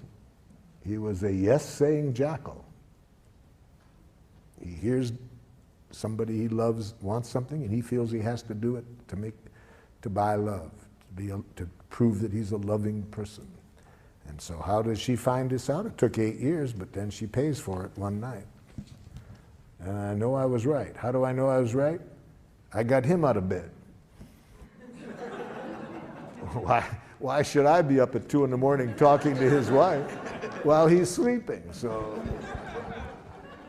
So I call him up and invite him over, and sure enough, you see, he was a yes-saying jackal. He just didn't know how to say no. So he had been giving in, for all these years, and then finally this night he snapped. So that's how you find out. After 8 years, she found out that he was hearing demands and lovingly giving in to them. You certainly don't want to ever receive those messages, any one that you've just responded to. You never want to hear what the other person thinks. Never hear what a jackal-speaking person thinks. You'll live longer. So certainly after lunch, we're going to say, do not hear what the person thought. Whatever thoughts they expressed, never hear what a jackal-speaking person thinks, especially what they think about you. So we'll show you other options than that. We'll show you how never to hear a criticism. We'll show you all of that after lunch.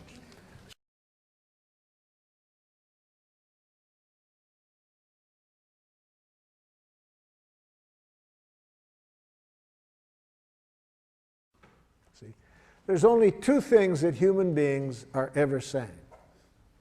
Please and thank you. See, that's all human beings are ever saying. The only thing is, jackal-speaking people have learned to say please in a suicidal way.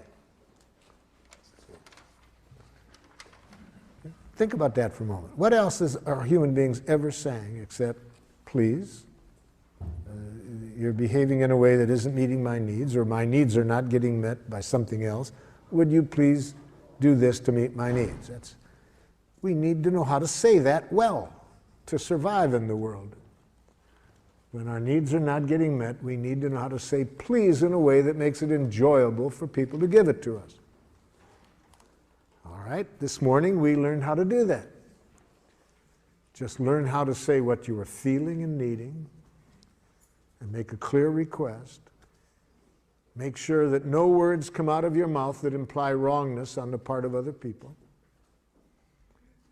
Do everything you can to promote in people the trust that when you make a request, it is a request and not a demand. And that increases the likelihood that people will enjoy giving to you. So we studied that this morning. Now, the other half of the process is how to receive from other people what's alive in them and what they are needing to make life wonderful, and how to receive that without hearing any criticism or demand, just to hear what's alive in them. And we need to learn how to do this even when these other people are saying please in this strange way that we've been educated to say please. You know, you were all speaking perfect giraffe for about a year. See, so what I'm teaching you now is really not a second language, it's really your first language. I'm bringing you back to life, to nature, to your first language. So now the other half. How do we respond to a jackal's please when a jackal is expressing the please this way? The problem with you is that you are too, see, that's please. That person's in pain. That person has a need that isn't getting met. And isn't it sad that they only know that way to ask for it? Isn't that tragic for this person? To be saying please in a way that almost guarantees you're not going to get what you want. Or if you do, it's going to be motivated by fear, guilt, or shame, and you're going to pay for it. How sad to be educated that way. And now, of course, it would be even sadder if when the person says please that way, you don't hear the please. You hear a criticism. And that's when we have war. See, somebody in pain does their best to express it. Person on the other end hears a criticism. So let me tell you what the person that you were working on this morning, all of the messages that I heard you relate, that what you predict they might say back, here is what I heard the person saying. I heard the person you're speaking with saying this back to you. I'm in pain. I have a need that isn't getting met. Okay? That's what the person was saying in the message that you wrote down. I'm in pain because a need of mine isn't getting met. Now hear that. Put on giraffe ears and say this back to the person. Are you feeling? And guess what that person is feeling when they say what they did. Because you are needing. And guess what their need is. So I'm asking you to go back to the message that you predicted you might get back. I'm wanting you to imagine the person actually says this to you. And now if you have giraffe ears on, here will be your reaction. Are you feeling? Guess they're feeling. Because you are needing, guess their need. With giraffe ears, all you can hear are feelings and needs. You can hear no criticism.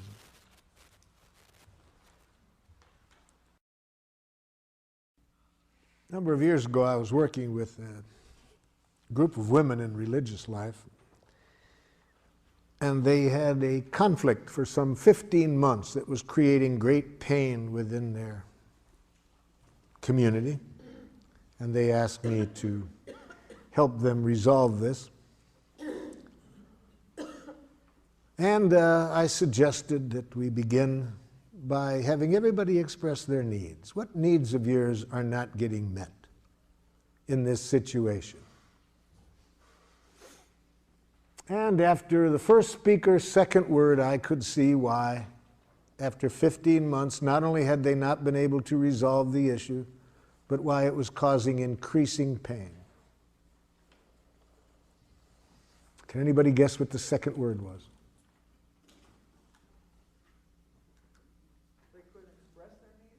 But what was the second word? First word was I. I think. Yes. That's, as soon as I heard the second word, I could see why it would. Notice my question of them was, what needs of yours are not getting met? And instead of an answer, I got, I think. Immediately I knew trouble. And here's what the rest of the message said. I think that if we are to be in religious life, we must take our commitment seriously and dress as though dress in an appropriate way. See, I asked for a need. That's what I got back. And then another religious sister said, "Sister, I agree, but I think." See, 15 months. What was the issue? The issue was whether to wear traditional clothing or not, you see. This was the issue. 15 months had not been able to resolve it. In fact, great pain in that 15 months. The community was divided. But I asked, what are you needing? And I got thoughts. Thoughts. You see. So it took me a while to teach them never to hear the thoughts. Do not hear thoughts. Only use the thoughts as a window. Look through the thoughts to the needs that are behind. Hear the needs behind. It'll be a whole different world. Don't hear thoughts. They finally got it. They finally started to look through the words, the thoughts, to what was behind. And then it was amazing how in a short time we resolved the conflict. My partner Ruth Bibermeyer was with me at the time and saw this miracle that comes whenever we hear through the words to what's behind them. I feel so sentenced by your words. I feel so judged and sent away. Before I go, I'd like to know, is that what you meant to say? Before I rise to my defense, before I speak in hurt or fear, before I build that wall of words, tell me, did I really hear? Words are windows or they're walls. They sentence us or set us free. When I speak and when I hear, let the love light shine through me. There are things I need to say, things that mean so much to me. If my words don't make me clear, will you help me to be free? If I seem to put you down, if you felt I didn't care, try to listen through my words to the feelings that we share. Words are windows or they're walls. They sentence us or set us free. When I speak and when I hear, let the love light shine through me.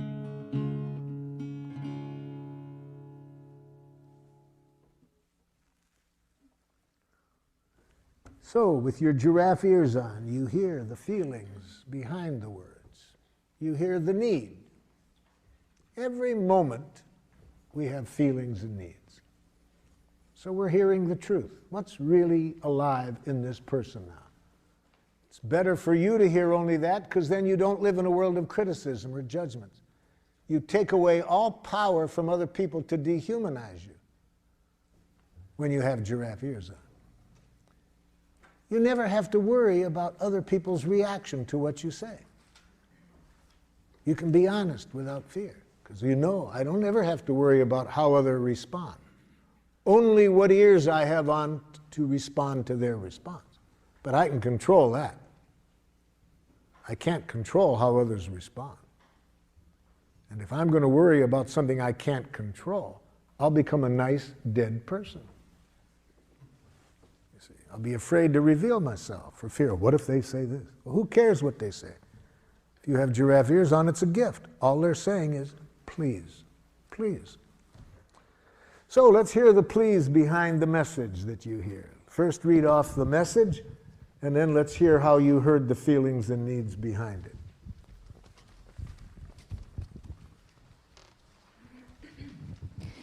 What I expect my daughter would say was, I can't control myself when I'm so angry. I can't control myself when I'm so angry. And when I thought about it, I would think I could say, are you feeling frustrated because you are needing some other ways to express your anger? That's what I ask you to do, to try to hear the feelings and needs. And even if that's not accurate, notice what it does, even if it's wrong. It demonstrates a value. It demonstrates that you value what's alive in that person. That you're taking the time to try to connect with what's alive in that person.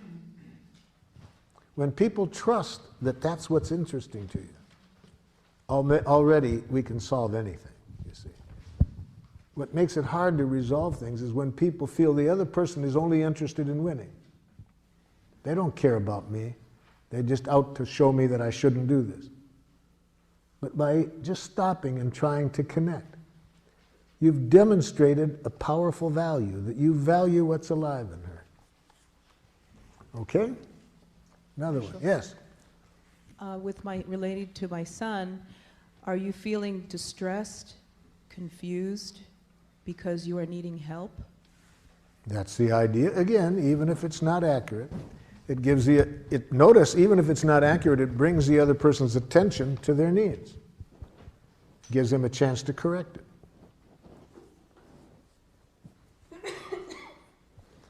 Better to be guessing wrong what a person needs is than to hearing what they think. You'll be living in a different world when you are trying to connect with their needs than the world you'll be living in if you hear what they think.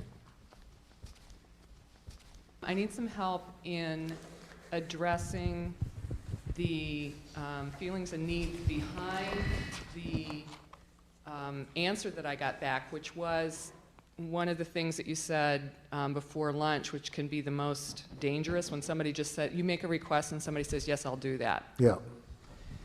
Can you help me? I mean, I could guess. I mean, what I wrote down was, are you feeling pain because you're needing recognition for the job you're doing? Okay, I like that. But, okay. But go ahead with the but. I mean, it feels like there's a huge leap from the response, yes, I'll do that, to me asking that question. Yeah, you're trying to sense what's really behind it. That's one of the two giraffe ways. The other possibility that would also be giraffe is to say bullshit in giraffe. How do you say bullshit in giraffe? I'm feeling uneasy with your okay. Okay. I wish I could trust it, but I don't. I'd really like you to take a moment and really tell me whether it would meet your needs to do as I requested. So that's when I would guess that the okay isn't okay. So that's how I would say bullshit in giraffe. Thank you. Giraffes are not nice. See, much of, I think, the violence in the world is created by nice people. So don't mistake the word nonviolence as being nice. Are you feeling abandoned? Not a feeling. It's a thought. Don't encourage jackals to think that way. Are you feeling afraid? Now we're cooking. Because you are needing reassurance? Now we're cooking. That I will not disappear. That your needs will be taken care of. Leave yourself out of the other person's needs. They can live without you.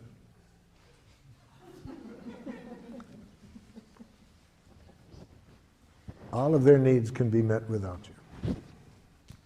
How could I satisfy your needs? That is a valid question. How could I satisfy your needs? That's a jackal question. That kind of question, if the other person is smart, they'll take the Fifth Amendment.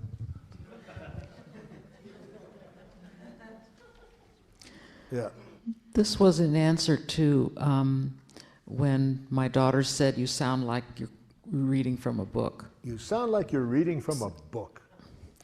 And I say, are you feeling scared, separate, or alienated? And are you needing to be responded to in a genuine, heartfelt way? Yes, but you're doing it again when you do that.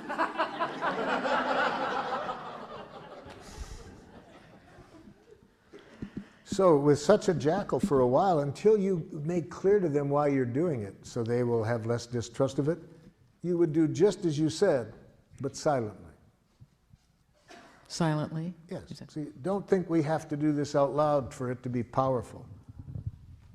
It can be powerful if we don't say a word, as long as where our attention is here, you see.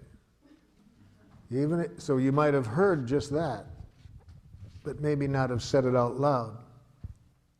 See? Yeah, see, that's all you can hear with the giraffe ears on. And you can hear that even if you're silent. You don't have to say out loud. You could just have heard that. But you'll show that your attention is here from your eyes. Because when we're hearing what is in a person's heart, our eyes are different than when we're hearing a criticism or when we're making a criticism. You see? Our eyes, it's not subtle.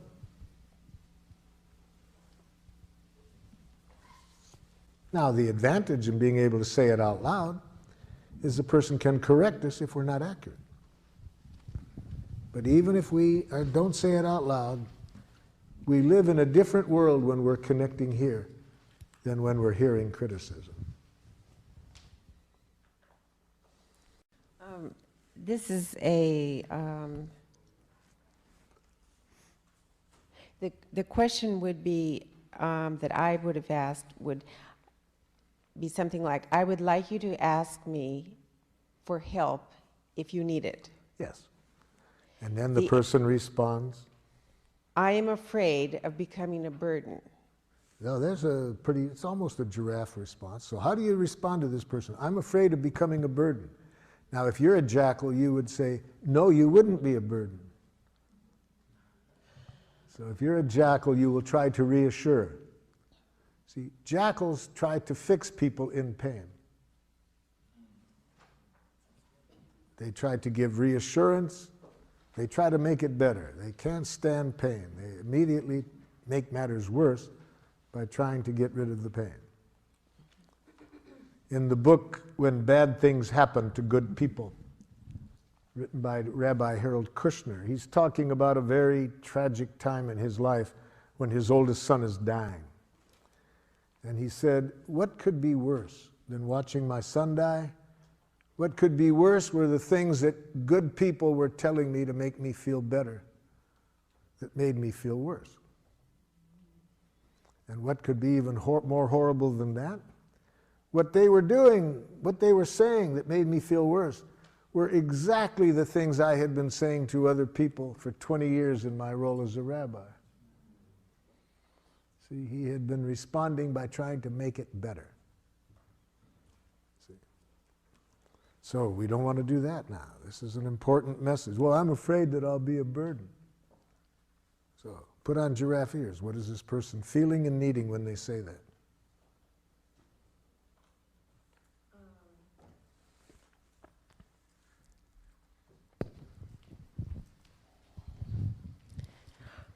Are you feeling afraid? They've already told you the feeling. That's easy. So the afraid. Are you? So you're feeling afraid because why? Why are they afraid? that you don't trust my offer to help? Now put that in a need. You need some reassurance. That I'll really be there? No. I need reassurance that if you're there, you're doing it for you and not for me. See, they want to be sure that if you're giving out of self-fullness, not selflessness. Now, what about if you're not 100%? Don't do it.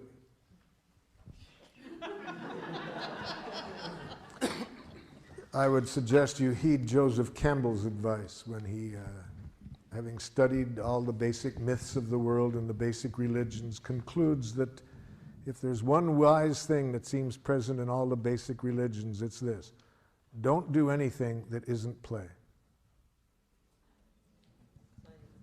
Yes, don't do anything that isn't play.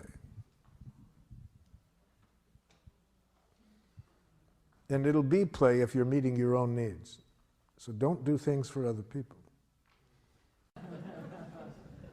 Well, the only right way is Hold your it, way. hold it, hold it, hold it. Your ears just dropped off. Put your ears back on, because if your ears are on, you will never hear the word right.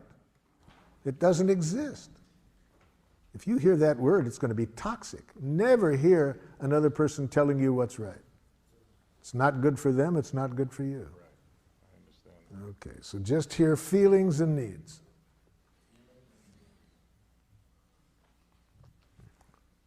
I tell you 30 times you don't listen. My God, can't you see this bed? Pardon? No, you don't. You're proving now you don't. Isn't it funny if how you were listening, you wouldn't say, I listen. Isn't it funny how he always comes in? Pardon? It's funny how he always comes in. Yeah. So, what's this person feeling and needing?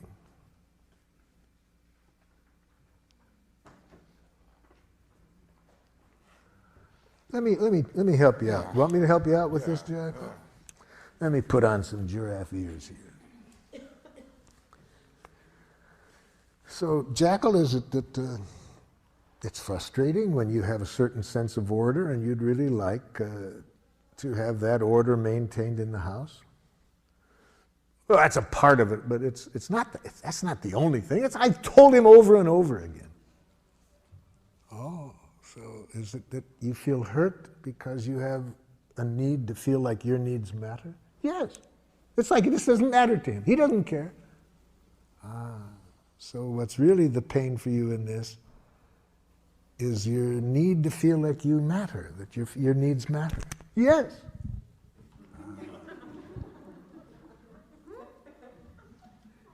So how do you feel when you hear the jackal say this?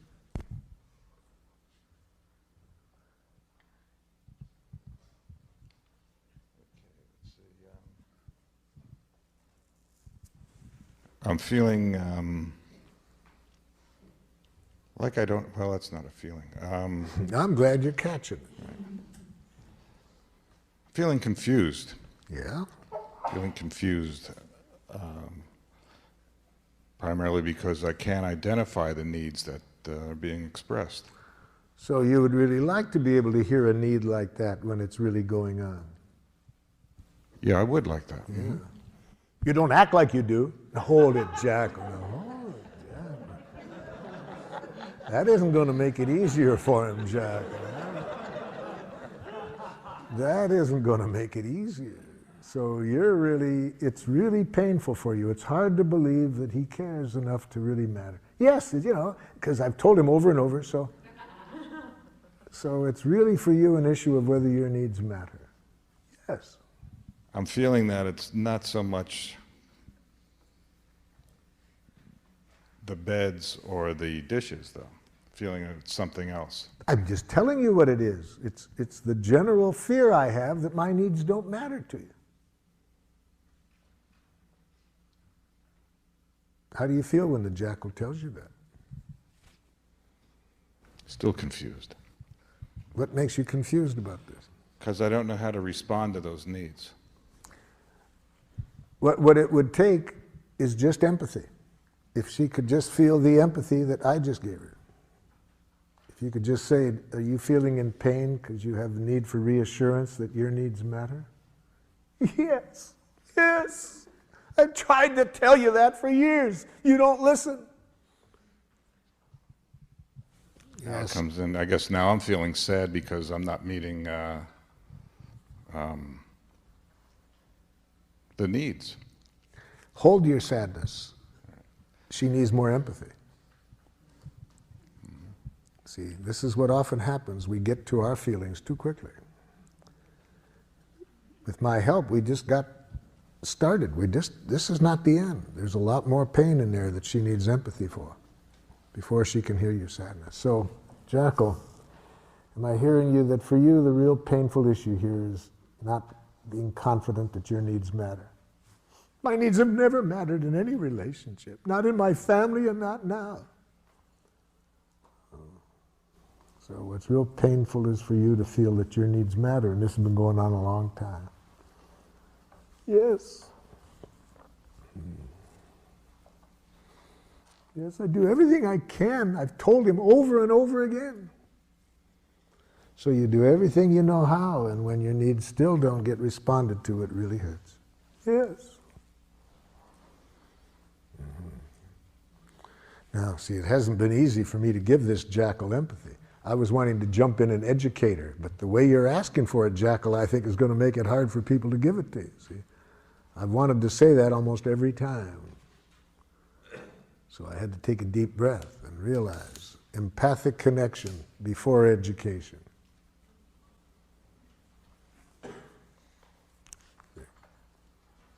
Now is not the time to educate. That the way you're asking for it's going to make it pretty hard for somebody without super-powered giraffe ears to hear your needs. Question on that. Doesn't this situation require some kind of resolution or solution? Yes, or yes, and almost yes. And the resolution, the solution will find us when the connection is there. Now, what connection? You see,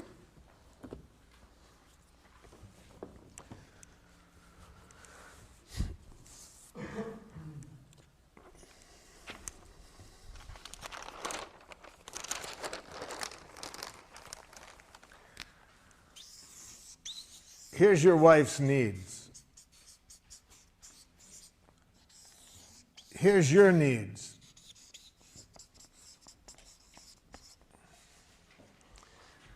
When she hears your needs without hearing any criticism or demand, and you hear her needs without any criticism and demand, the solution will find you. The conflict will resolve itself. It does need to be resolved. But what most of us do, we skip this and go right to here. For example, I sometimes do workshops just with married couples or other people living together in a love relationship.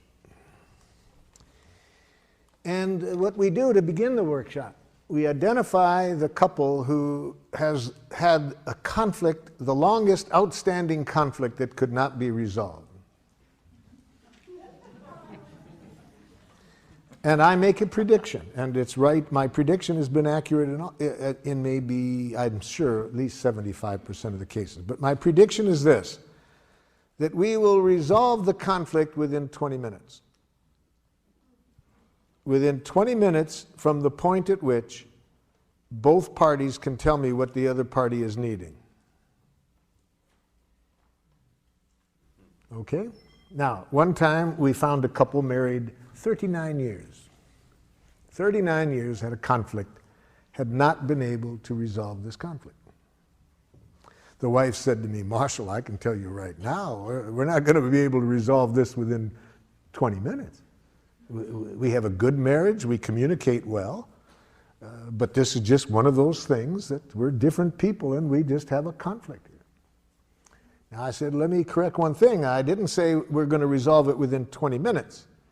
I said within 20 minutes from the point at which you can both tell me what the other party is needing. Oh, she said, Marshall, when you've been married 39 years and you've talked about something almost every day, I can tell you we understand each other. The problem isn't that. We're just two different people in this issue. Well, I said, I've been wrong before. I can sure be wrong this time, but let's see. We'll find out within 20 minutes. So first, tell me what his needs are in this situation. He doesn't want me to spend any money. He responds immediately, that's ridiculous. 39 years of communication.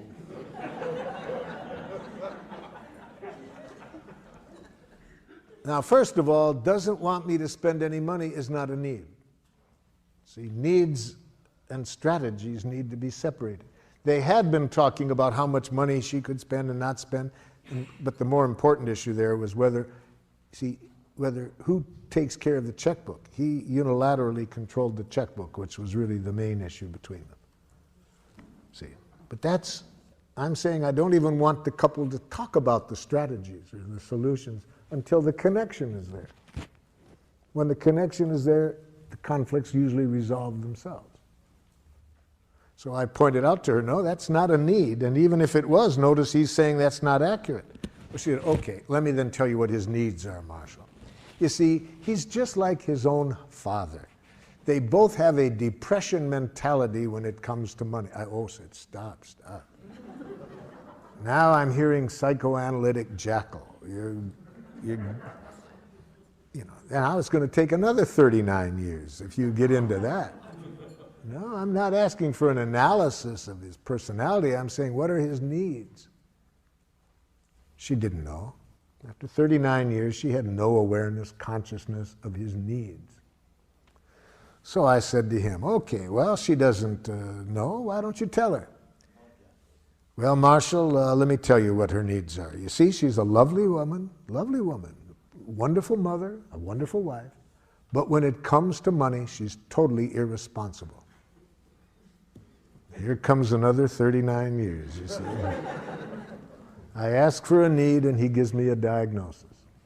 And of course, she immediately says, that's unfair. I said, hold it. So I could see they didn't have a need literacy, so I had to loan them my ears.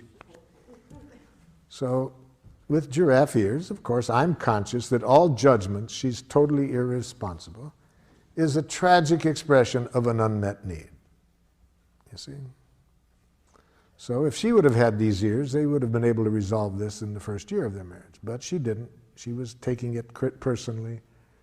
So I helped them out. I said, when you say she's irresponsible, are you feeling frightened and need to be sure the family is protected economically? He said, that's exactly what I mean. Well, that wasn't what he's been saying for 39 years. But he didn't know how to say his feelings and needs. Okay, so I've got his needs identified. He was scared, wanted to protect the family economically. I turned to his wife and said, could you tell me back what you heard him say? But because I did, one time I overdrew the checkbook when we were, first married, now he thinks, I said, excuse me. Notice what the first word that she said was, but. See, she doesn't know the cardinal giraffe rule. Never put your butt in the face of an angry person.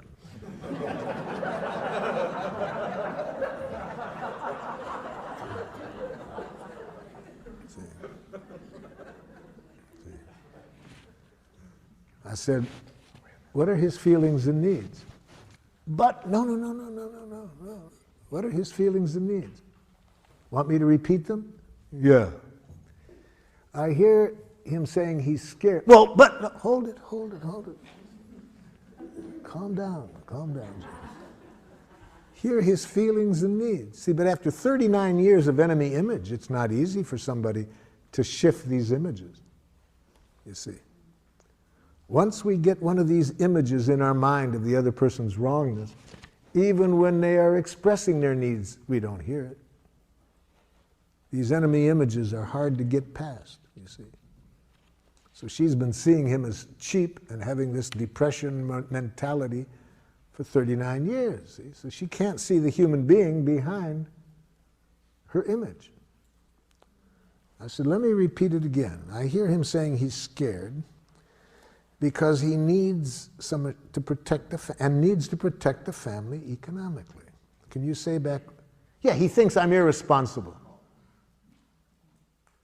Let's try it again. After 3 more repetitions, finally, she could hear his needs and feelings separate from her judgments. Finally. Yes? Did you try to empathize with her at any point, or did you just keep repeating his need and try to get her to Yes. After I had tried twice to get her to hear it, I could see she was in too much pain to hear him. So I had to do what I was just demonstrating like this. Actually, I had needed to give her some emergency first aid empathy. So you did do that. Before I could pull her by the ears to get her to hear him. So if after I tried 2 times to pull the jackal by the ears, it's hard to do that because they keep trying to bite, you know, then I back off. So it really hurts when you hear criticism. Yes, I mean, blah, blah, blah, blah, blah, blah. Yeah, and so you really need to be trusted. Yeah.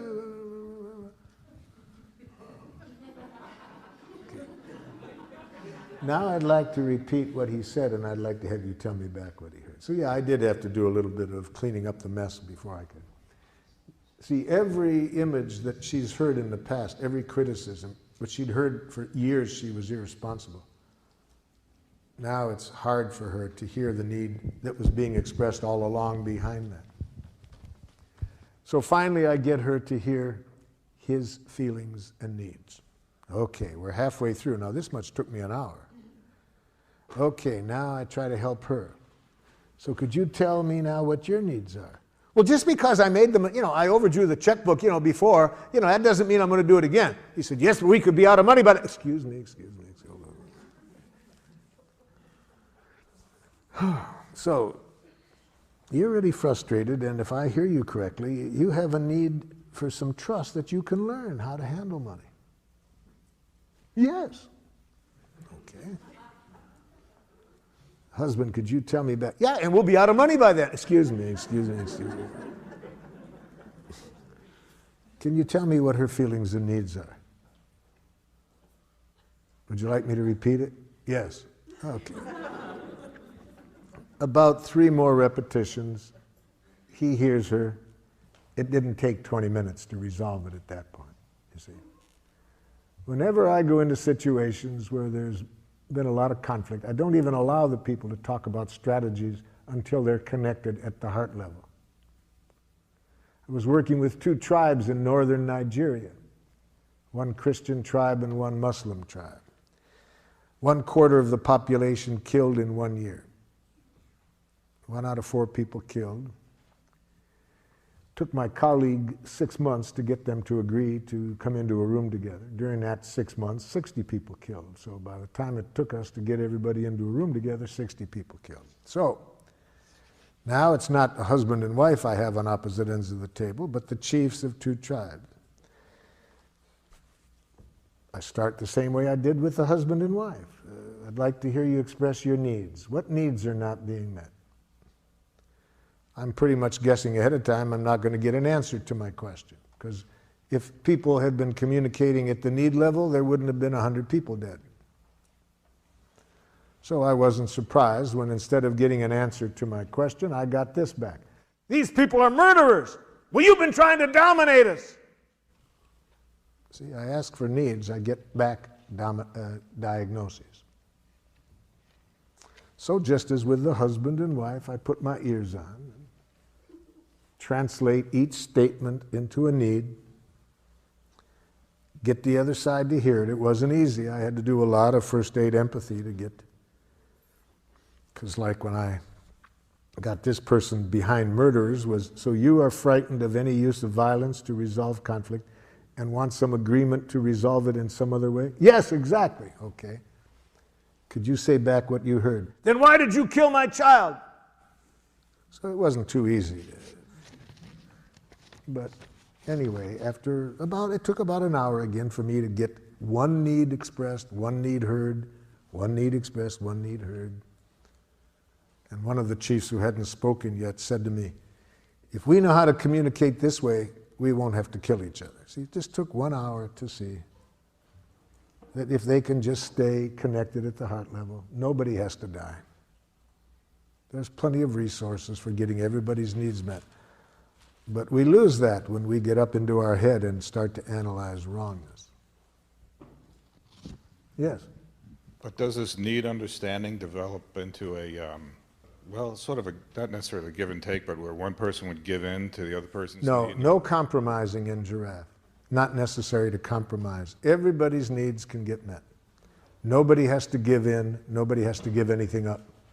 Because I agree with you, I have to say, and especially when it comes to doing things for other people, because my theory is that if I do something for someone else, that gives a person power over me.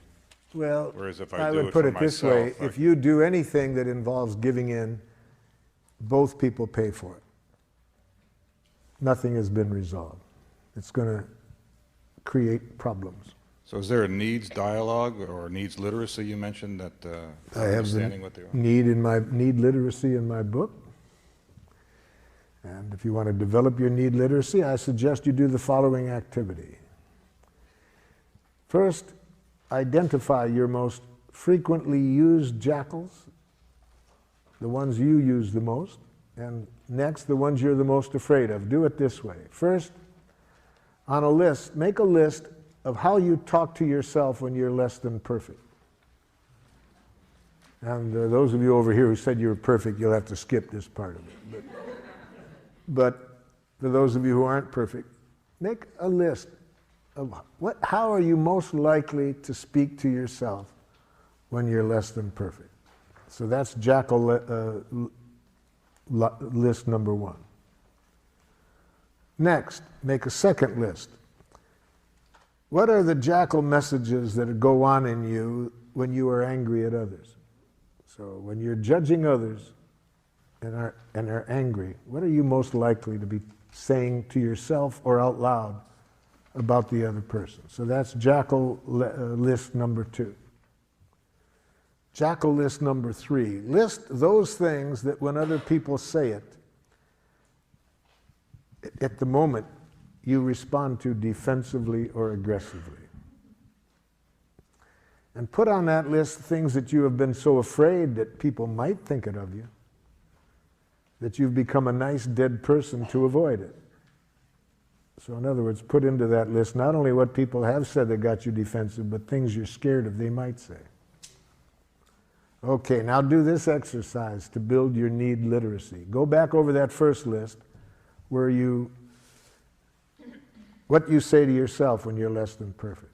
Now, for each judgment, think of what might have been the stimulus for it. See, you've got to relate each of these to a specific context.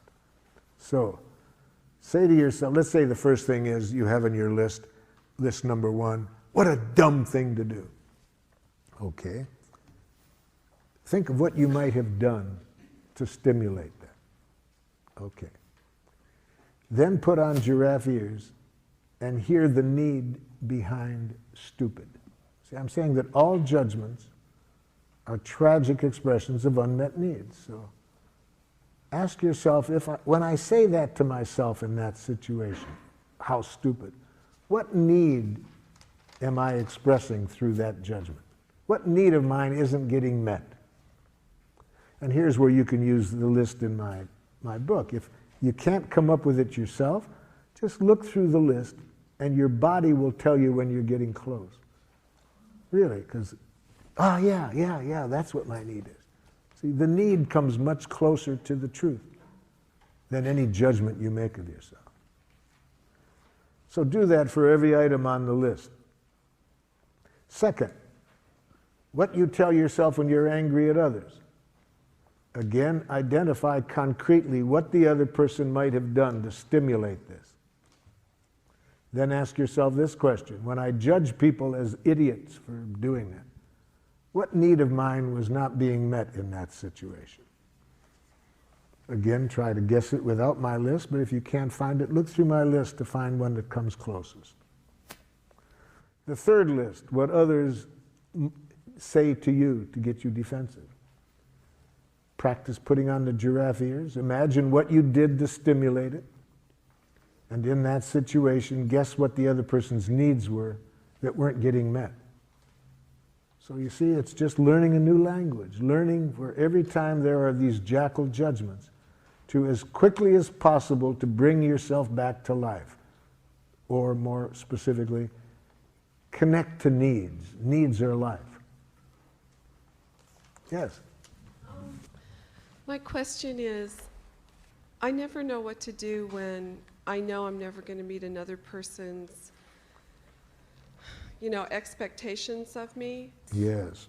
Well, first of all, never hear an expectation. That's thoughts. Expectations are thoughts. Don't hear it. Don't even hear expectations. Hear what the need is. What is the need that the person is asking for you to meet? You don't want to live up to expectations, but it is fun to meet needs. Do you think that that human beings can always meet other people's needs if they're real? All of our needs can be met.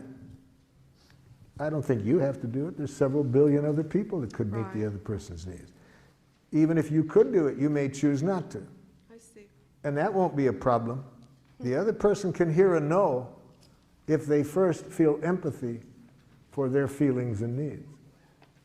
That will leave them feeling at least that their feelings and needs matter. Right.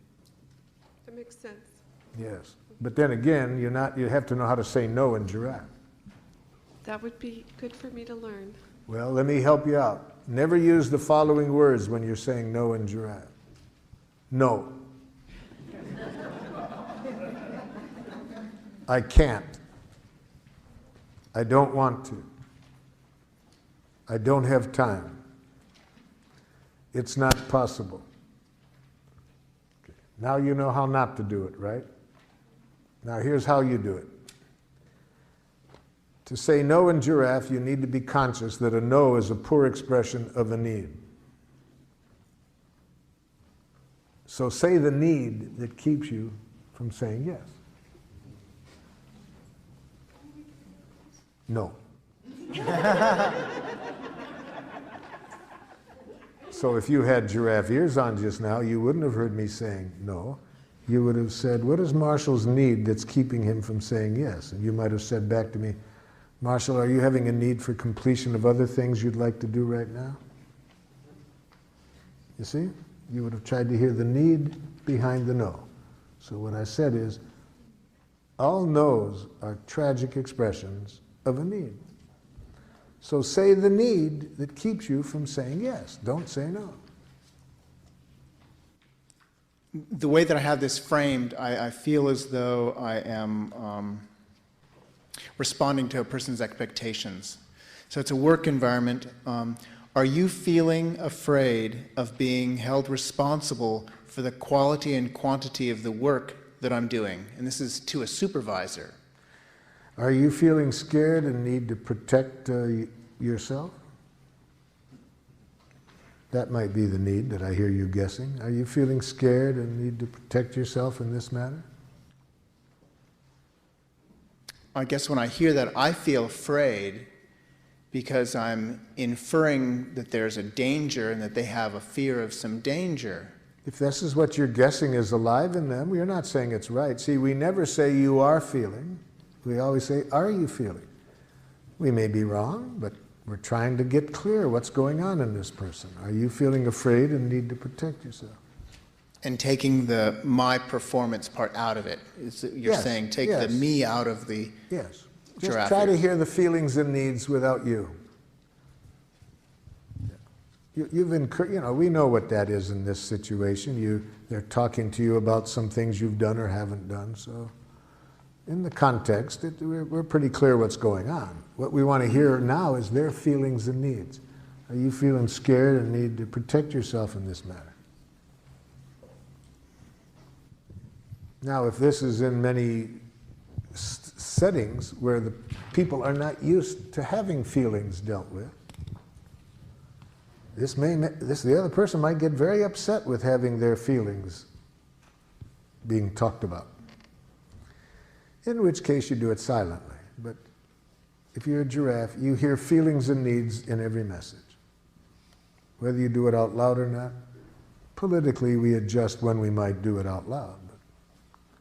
But we don't allow anything else into our consciousness except this other person's feelings and needs.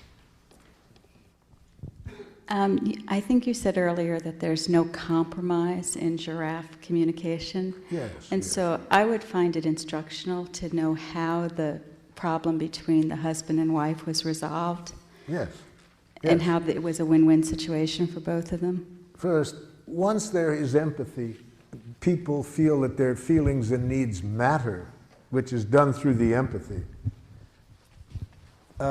You don't have the competitiveness, you don't have the charge. So here's how it went. After they both heard each other, he heard that it would really hurt for her not to be trusted, that she could learn. And once he felt really understood how scared he was that if she were to do what she did when they first got married and overdraw the account, she could hear that he wanted to protect the family. I think most 6-year-old children could resolve the conflicts that get nations into wars in which thousands are killed if you gave the 6-year-olds, you said, look, here are the needs on both sides. Here are the resources. I'm confident most 6-year-olds could solve the conflict. So in this, it doesn't take a genius. What did it do? She said, I want a trial period to learn how to do it. First he said, I'm scared because, you know, you could go through a lot of money learning. So she agreed that during the trial period he would supervise her until he felt comfortable that she knew how to do it. Okay, that took about 7 minutes.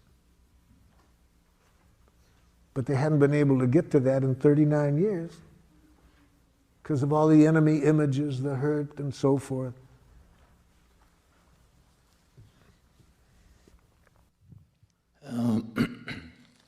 How do you deal with a situation when you have a similar needs and you attempt to express them to each other and you sense as the emotions build up because of apparent competitive edge working that our mutual needs are not being heard by either of the jackals?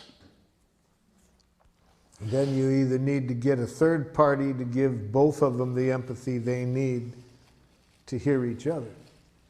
So if the two people are in pain, they don't know how to give themselves enough empathy to be able to hear the other side, then you need to get a third party to give the empathy of each of them so that they can then hear each other. And that third party should be together with these two individuals or separately? There's different ways to do that. They're together, there's some advantages. But it could be that to give empathy to both sides separately and then help each side to hear the other side and then bring them together. Mm-hmm.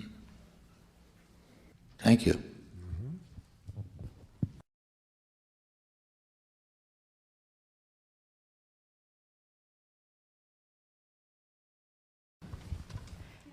This morning you made a reference to giraffe mourning and that there's a different way of saying you're sorry to someone, and I wanted to hear what that was. Okay, let's real quick look at what I mean by giraffe mourning. Think of something you did that you wished you hadn't done. And identify, recall as best you can how you talked to yourself when you said it, or did it, whatever you did. So, what did you do? that you wished you hadn't done after you had done it. And give me a sample of what you said to yourself when you did it. You have one in mind?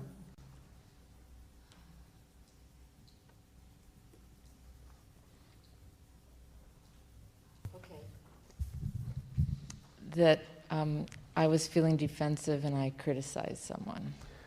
So, what you did is you said some things to another person that you wished you hadn't done.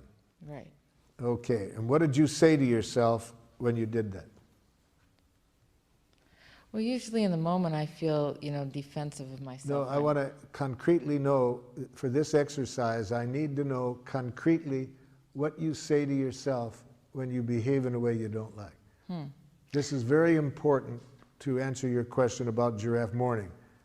It's very important to identify what your inner educator is saying to you. See, all of us have an inner educator whose function it is to educate us when we are less than perfect. Now, most of us made the mistake of sending our inner educator off to a brutal jackal academy for inner educators. And so it's important to be conscious of how our inner educator talks to us. So that's what I'm asking you. When you said what you did to your husband, what did your inner educator, how did your inner educator try to educate you? It said what to you about what you had done? In the moment or later? Either one. Well, the point when I start to feel regret or sorry is later. Which at any point, what did you say to yourself about what you had done? Okay. I said, I'm a bad person. Now that's enough, you see.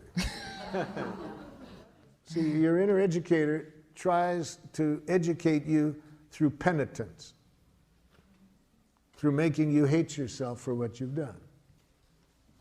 It uses language that implies there's such a thing as a bad person. All right. Now, if you apologize out of that energy, that's jackal. Any apology that comes out of thinking you did something wrong is not going to be good for you or the other person. You with me so far? Well, I know it feels bad. Yeah, it feels bad. And I really want you to feel bad in this situation, but I want you to feel a sweet bad. A sweet bad that will help you learn from this without hating yourself.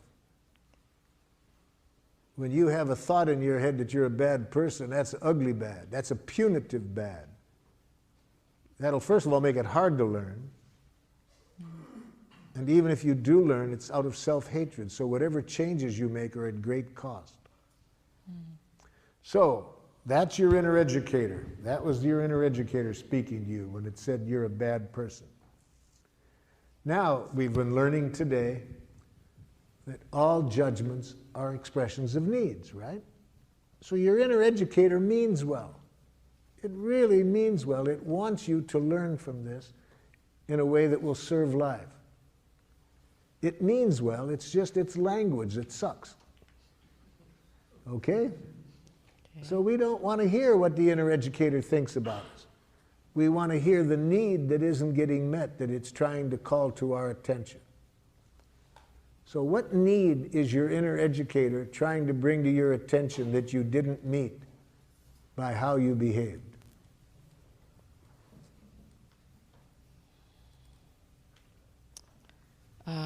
A need to be in relationship with the other person. A need, in what kind of relationship? A mutual understanding, respectful. Right. So it didn't meet your need for respecting and understanding the other person. Yeah. And how do you feel when that need isn't met?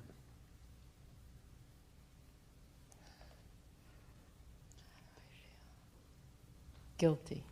Then you still got the bad person image in mind. So Yeah. if you still think you're bad, if there's any thinking still going on, that guilt comes from the judgment.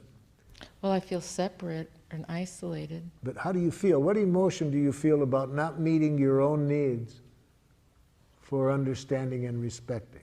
See, the guilt comes from that image of a bad person, but what feeling comes from not meeting your need to respond to this person with respect and understanding?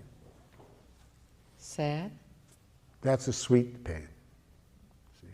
That's giraffe mourning.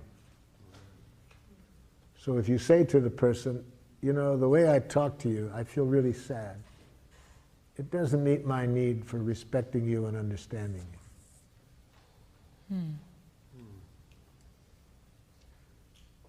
You see, there's no image in there that I'm a bad person. I'm sad. I didn't meet my own need for respecting and understanding you. Check with the other person what they'd rather hear. Whether they'd rather hear the giraffe mourning or the apology that you're a bad person. Yes. I'm having a little problem trying to find the teeth in this model somehow. It seems like everything is, even though we're talking that it's on a feeling level, everything seems, the way I'm interpreting anyways, is sort of on a mental level as opposed to an emotional level. And I guess I operate a lot from my gut, and I'm trying to get down to that somehow. So I need some help with it. Basically, tell me how I would be able to use this technique in my daily life, and to make it so that it's natural. You know, it's not natural for me to operate this way. And the first thing I would recommend to you is change the word natural to habitual. Change the word natural to habitual. I think this process is natural, more natural than the way you were trained to think. So Gandhi says it's very dangerous to mix up the words natural and habitual. He says we have been trained to be quite habitual at communicating in ways that are quite unnatural. So I can't think of a more natural way to communicate than to talk about what's alive in us. Just what we're feeling and needing. But when you feel like saying, if I feel like saying no seems okay to me. But what you were saying before is that. What do you mean by okay? It's okay to say no. What do you mean by what do I mean? You know, we can go back and forth. Pardon? We can go back and forth by asking each other. So let me be more about specific. When you say no, I predict that by saying no, more often than you would like, the other person is going to react to you in a way that isn't in your best interest. But if you say the need behind the no, that's less likely to happen. So then, if I understand what you're saying, the idea is to communicate in a way that the other person would communicate back to you so that it's in my best interest? I'm saying the purpose of this process is to get everybody's needs met, and that the needs are met by people giving willingly, not out of any coercive motivation. And I'm saying that when you say no, it gets in the way of the likelihood that everybody's needs are going to end up getting met. If you say the need that keeps you from saying yes, I predict there's more likelihood that everybody's needs will end up getting met.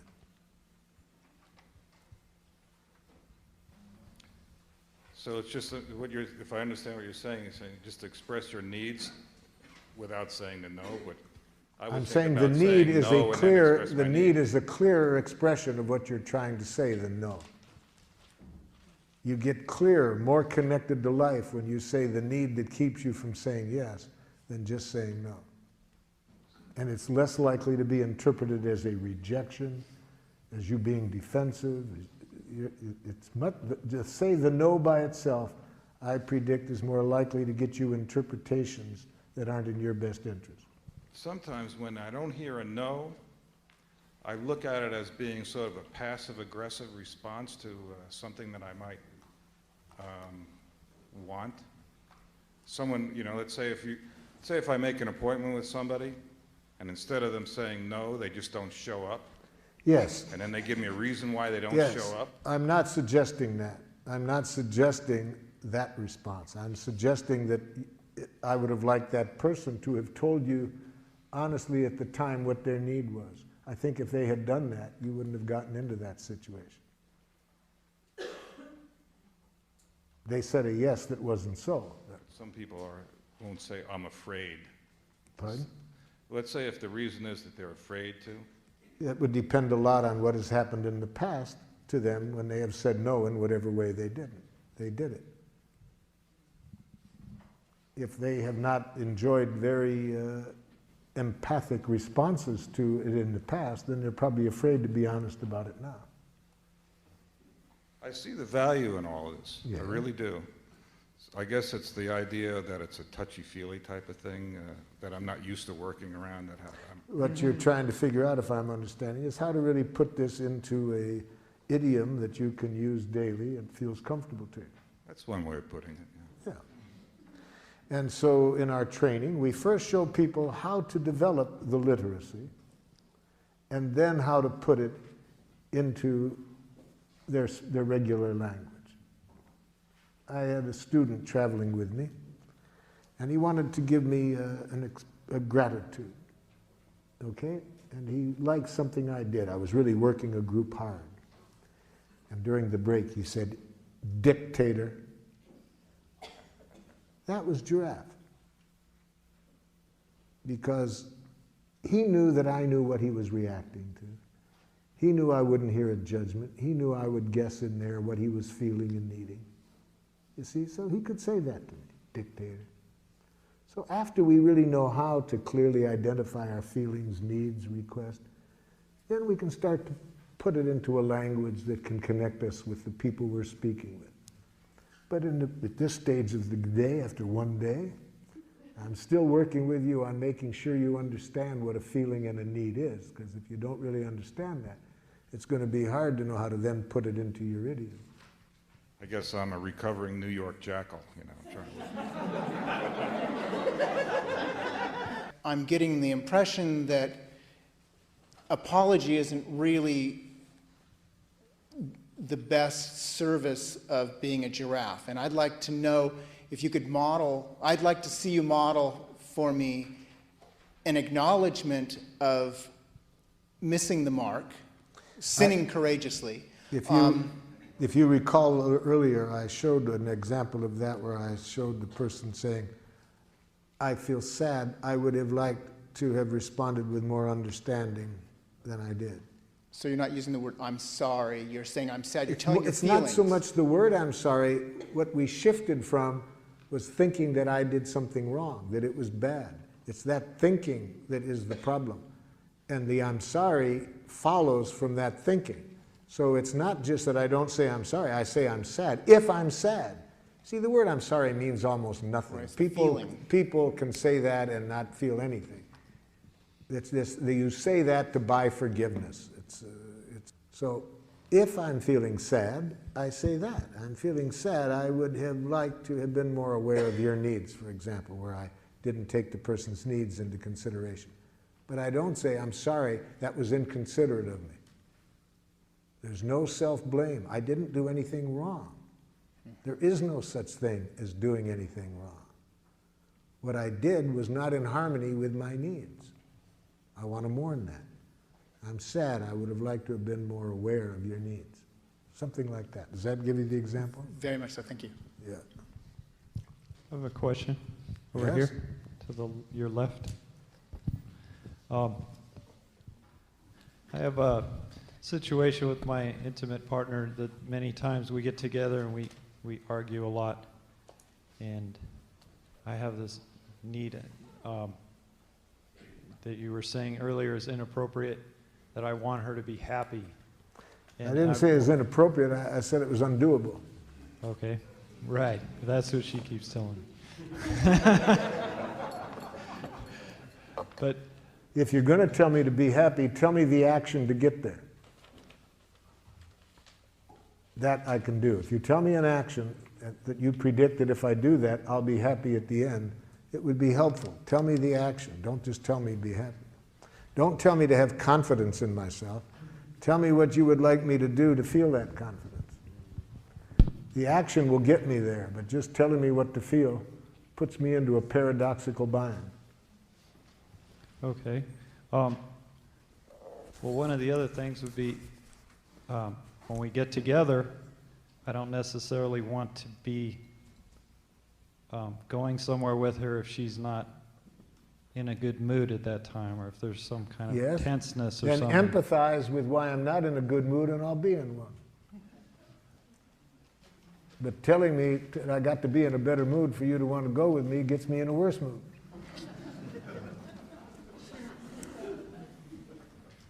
Okay.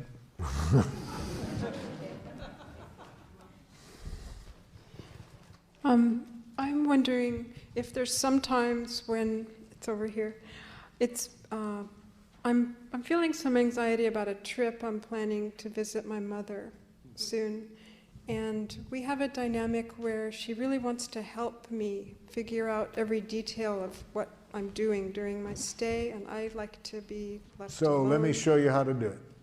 And I'm afraid that if I talk to her like Yes. this, it's going to make matters much worse. Okay, then we'll teach you how, if it does, we'll show you how to enjoy it when it gets worse. Okay. But first, let me show you the first thing to do. If we want a person to consider another behavior than the one they're doing, start the communication by showing them that what they're doing is the most precious thing they could be doing. This way, empathy. Start by empathizing with Mother's intent in behaving as she does. Mother, I'm guessing that when you jump in and want to show me all the things that could be done, you really care a lot about my enjoying myself on this trip and want to be sure you support that. Oh, yes, yes, there's a lot of things. Blah, blah. Yeah, so it's really very important to you that I have a good time and you want to contribute to it. Yeah. That's step one. See what I mean? That's what I mean by starting, by showing you understand. Now, the more we're concerned about that behavior, the more important it is to start with this. See, that's why when I work in prisons and this person has been sexually molesting people or raping people, if I would like this person to find another way of behaving, the first thing I got to do is make sure they don't hate themselves for what they're doing. The more they hate themselves for what they're doing, the more they'll continue doing it. So I start by empathizing with what their needs are in doing it. Okay, so you got that step. The next step, what we started off the day with, I tell honestly how I feel. And Mom, I'm feeling torn right now because I'm grateful for your intent. But I really have a need to kind of make my own choices here because I think it'd be very hard for anybody else to really know what I need, and I need this space to figure it out for myself. So would you tell me what you heard me say, Mother, so I can see if I'm making myself clear?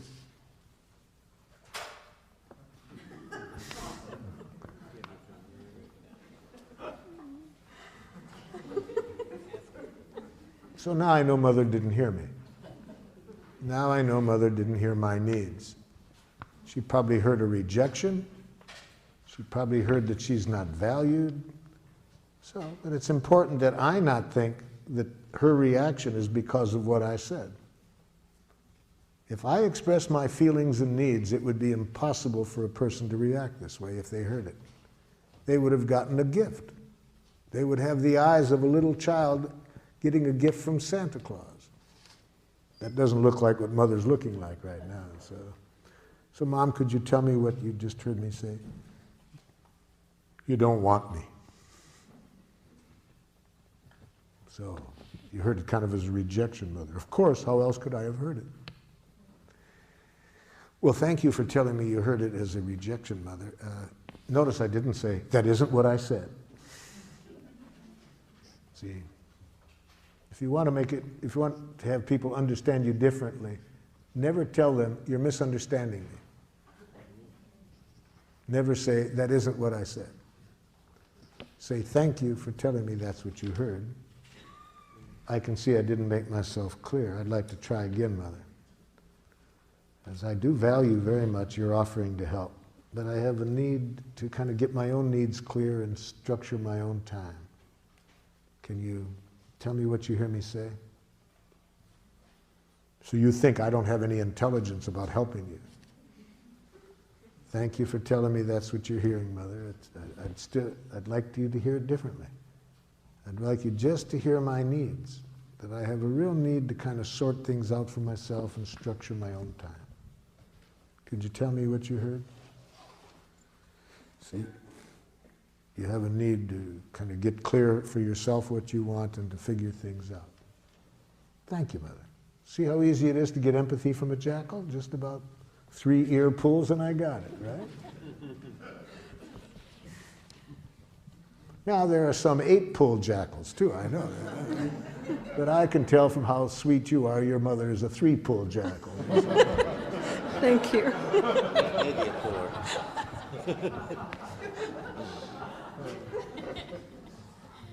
Yes. You mentioned earlier this morning about enjoying suffering. Could you Yes. elaborate on that? Oh yes, that's very important. Thanks you for bringing back to me about it. Okay, a friend of yours says this to you. I'm a nothing.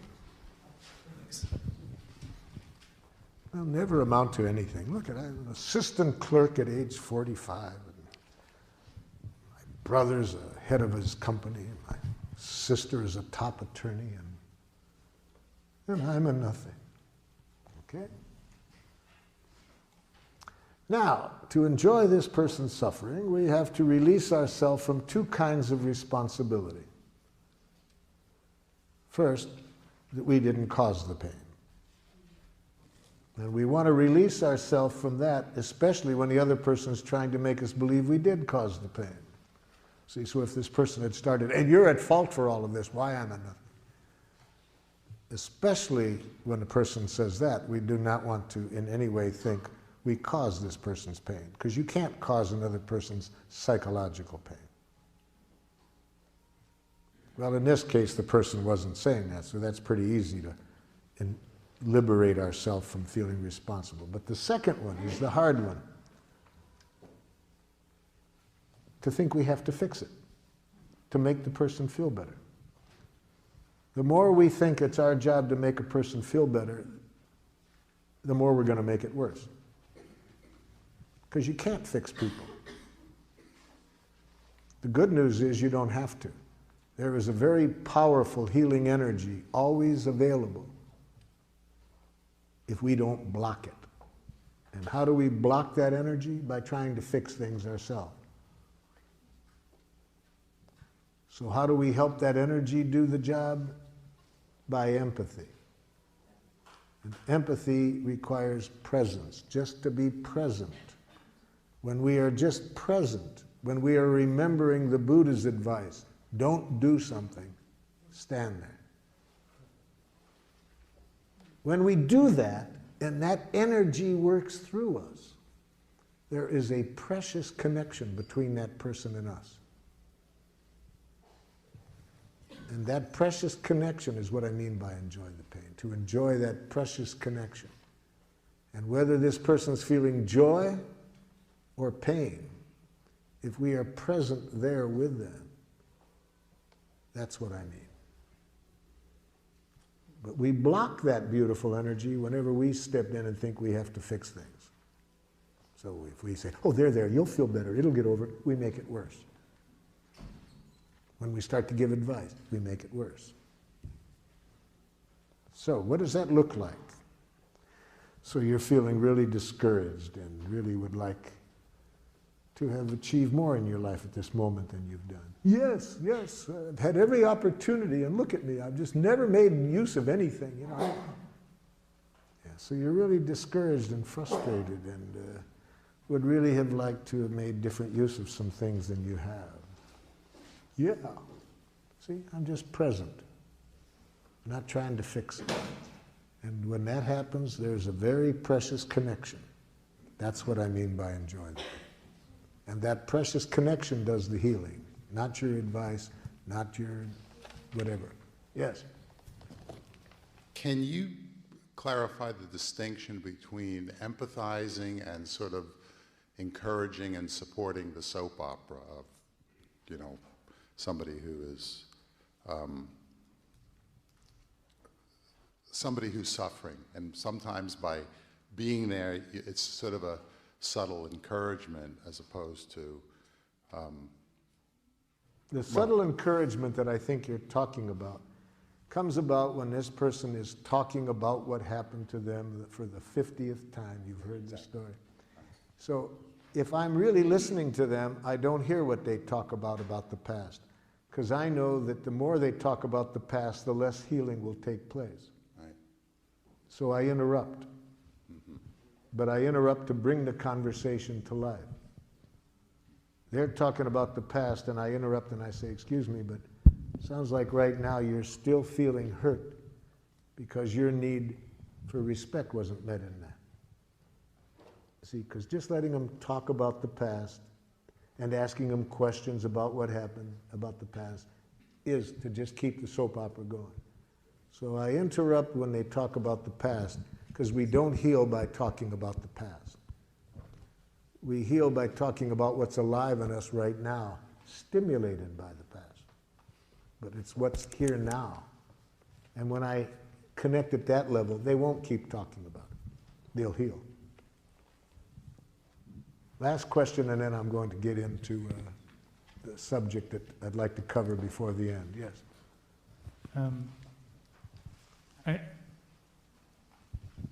You talk about having, let's see, that someone else cannot cause our emotional pain. That's right. And I think about the abuse that I grew up with and that I see in Yes. a lot of families, Yes. and the suffering that I've Yes. experienced throughout my life, Yes. and through my recovery and all that. And yes, and other people were a stimulus for your suffering. And you were a participant by how you dealt with it. For example, if you followed me in my work, you would see this very clearly. In places like Rwanda, Burundi, Sierra Leone, I'm working with people that have had their families killed. Some of those people have such rage that all they live for, moment by moment, is the possibility of vengeance. Others have no anger, have never had anger. Same exact stimulus. They have deep feelings, but not rage. So it is not the stimulus that determines how our emotional reaction is. That part is up to us. I work with some women, unfortunately a lot, who have been raped. And some of them feel shame, deep shame. Some feel rage. Some feel other things. So the same stimulus depends how people take it, whether they feel shame, rage, or other things. I'm working with a woman from Rwanda who had, she heard her 3 children being killed because she got to underneath the sink, hid underneath the sink in time. Her children didn't make it to the hiding place in time. They got killed. She heard them. She heard her husband being killed and her brother. She had to stay underneath there 11 days to save her own life because they stayed in the house after they killed the family. This woman has deep feelings, but never once has she had the kind of anger that makes her want to get vengeance. She's put all of her feelings, and lots of them, into preventing this happening to anybody else. You see? So the way she looked at it leads her to want to prevent this happening to anybody else. She came to my workshop because she wanted to know how to deal with the rage toward her from other people in her tribe who are furious with her that she won't join their efforts to kill the other people. Same stimulus, quite different reactions. Okay, so I had this stimulus, and somewhere I learned how to deal with it in the way that I had dealt with it, and I'm learning to change that now. Yes. The worst thing, of course, would be, no matter how you did choose to deal with it, is to think there was something wrong with how you chose to deal with it.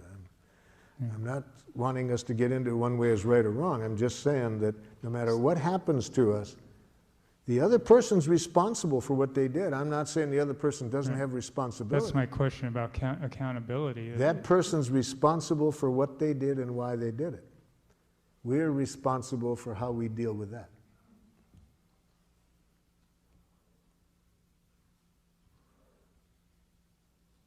Okay?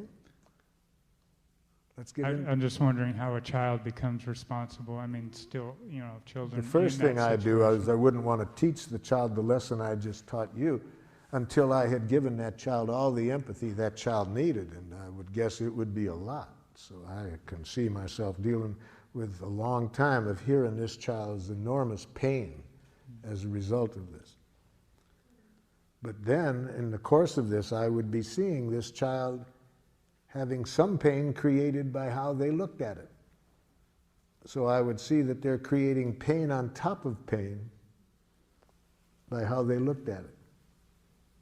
So, after the child had all the empathy he or she needed, then I would do what I could to get them to see it in a way that wouldn't create unnecessary pain for themselves.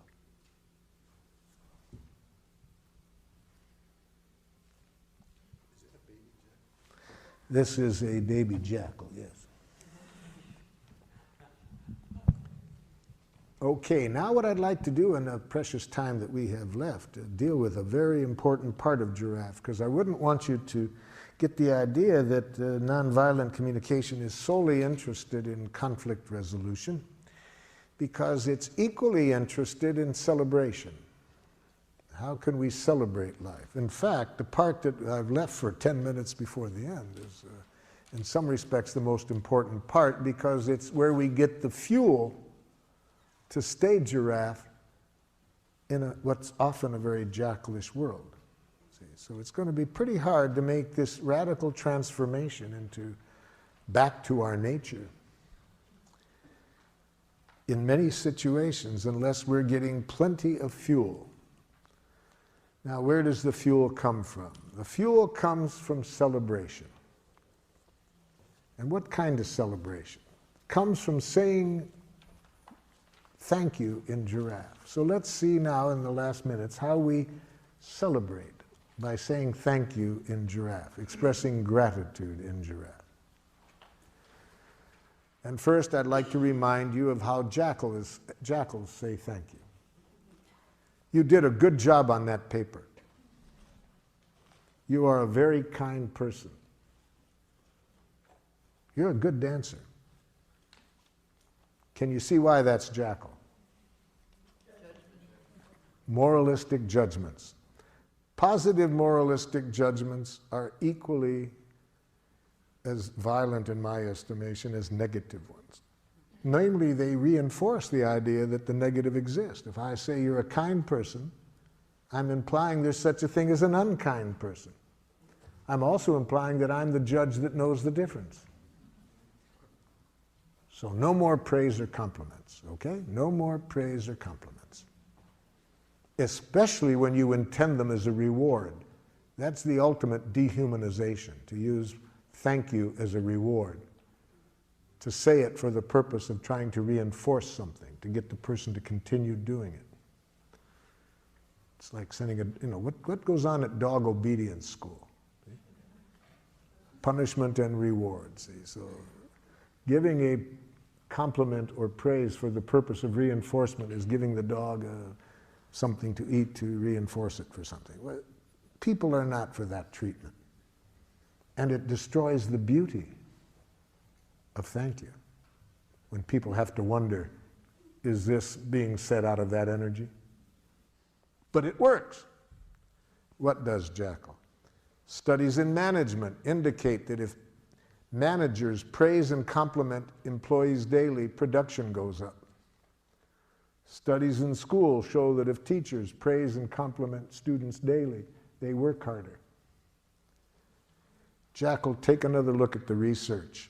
I think you'll see that that only works for a very short time, until people see the manipulation. And then it no longer works. And it destroys the beauty of thank you, because now you cannot even trust gratitude without wondering whether it's being used as a reinforcement, as a reward. Well, what about if I want to build up the other person's self-esteem? What's wrong with that? So, Jackal, you don't see the irony of that? What? If the other person can only like themselves when you compliment them, they have no self-esteem. You've just addicted them to your rewards. that they only feel good when you say something about them. They have no self-esteem. Okay. How does a giraffe say thank you or gratitude? First, there's three things that are involved in a giraffe expression of gratitude that give us energy to keep being a giraffe. See, the first thing in a giraffe expression of gratitude is we bring to this other person's attention concretely what they have done that has made life more wonderful for us. See, that's what we need to do daily. We need to bring our consciousness and attention to the power that each one of us has to make life more wonderful. Each of us is a powerhouse. We have words that have the power to contribute to making people's lives more wonderful. We have touch. We can touch people in ways that can make life more wonderful. We can provide services for people. We are powerhouses. The more we remember this, we'll not get caught up in any violent games. Why would we use our energy any way other than to make life wonderful when we remember that we have this power? So that's one thing we got to make clear in our expression of gratitude. Specifically what the person did, not some vague generality. For example, a woman in Geneva, Switzerland came up to me at the end of a workshop. Here's what she said to me. "You're brilliant." I said, "It doesn't help." She said, "What do you mean?" I said, "You know, ma'am, I have been called a lot of names in my life. Really, I have. Some positive and some far less than positive. And I can never recall learning anything valuable by somebody telling me what I am. I think there's zero information value in being told what you are. And great danger, you might believe it. And it's just as dangerous to believe that you're smart as that you're stupid. Both of them reduce you to a thing. You see, we're much more than either of those. But I can see in your eyes that you want to express some gratitude. Yes, and I want to receive it, but it doesn't help me to be told what I am. Well, what do you need to hear? What did I do to make life more wonderful for you? Well, you're so intelligent. No, it doesn't help. Doesn't help. What did I do? Oh, I got you. She opens up her notebook. She showed me two things that I had said that she had written down. She put a big star by them.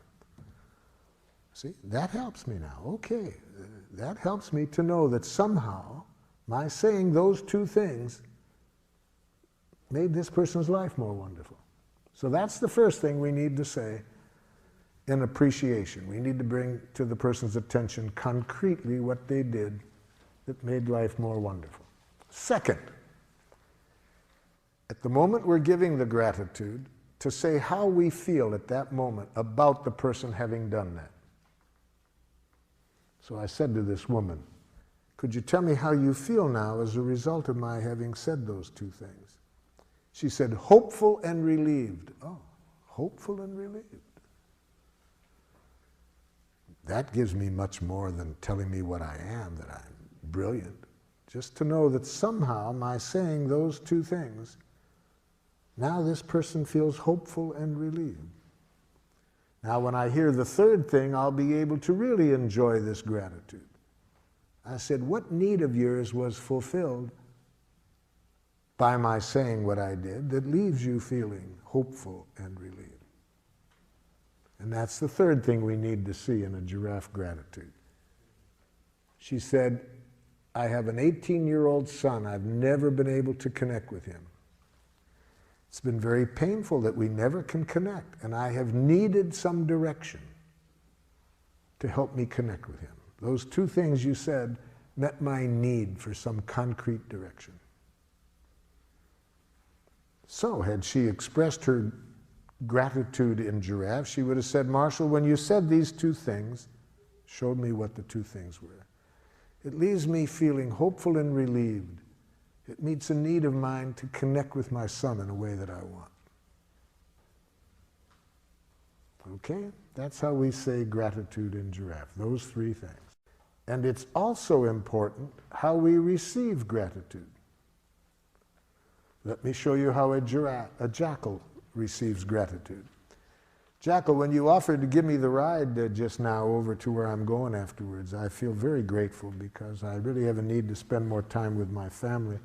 And if I took the bus, I'd have an hour less time. It's nothing. De rien. See? If you want to terrorize a jackal, express love or appreciation to it. Really, if you really want to scare a jackal. I've never seen anything scare jackal-speaking people more than sincere gratitude or love. Why do you get so nervous, jackal, when you hear it? Well, I don't know that I deserved it.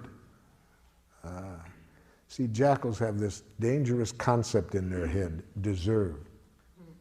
It's a very violent concept. See, it implies that you have to deserve appreciation. You do deserve punishment if you behave in a certain way. See, the concept of deserve is a key ingredient in a violent way of life. If you believe in deserve, you think certain things are worth things, and you'll set up a very destructive economic system.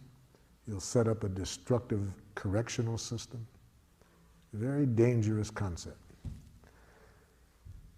Well, that's not the only reason. Why else do you get so scared when you hear gratitude, Jackal? What's wrong with being humble? Ah. So you want to have a need for humility? Yes. Well, you know, Jackal, there's different kinds of humility. I'm afraid that your kind is a jackal humility. I think your kind is the kind that Golda Meir, the Israeli prime minister, was reacting to when she said to one of her politicians, "Don't be so humble, you're not that great."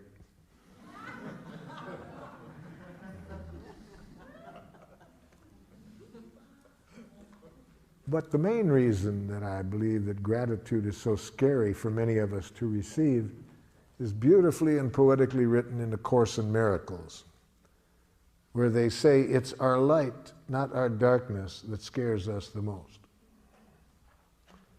See, having been educated in this jackal way to hate ourselves, to think there's something wrong with us, it's a big jump to really see what I was saying, that we have enormous power to make life wonderful. And there's nothing we enjoy doing more than exercising that power. That's unfortunately, a pretty big jump for us to come to, but we can come to it. So that's how we say gratitude, observation, feeling in need, same literacy. Make sure it's coming from the heart to celebrate and never to praise, compliment, reward. So any last comments or questions before our time runs out? I'm grateful for all your time and attention.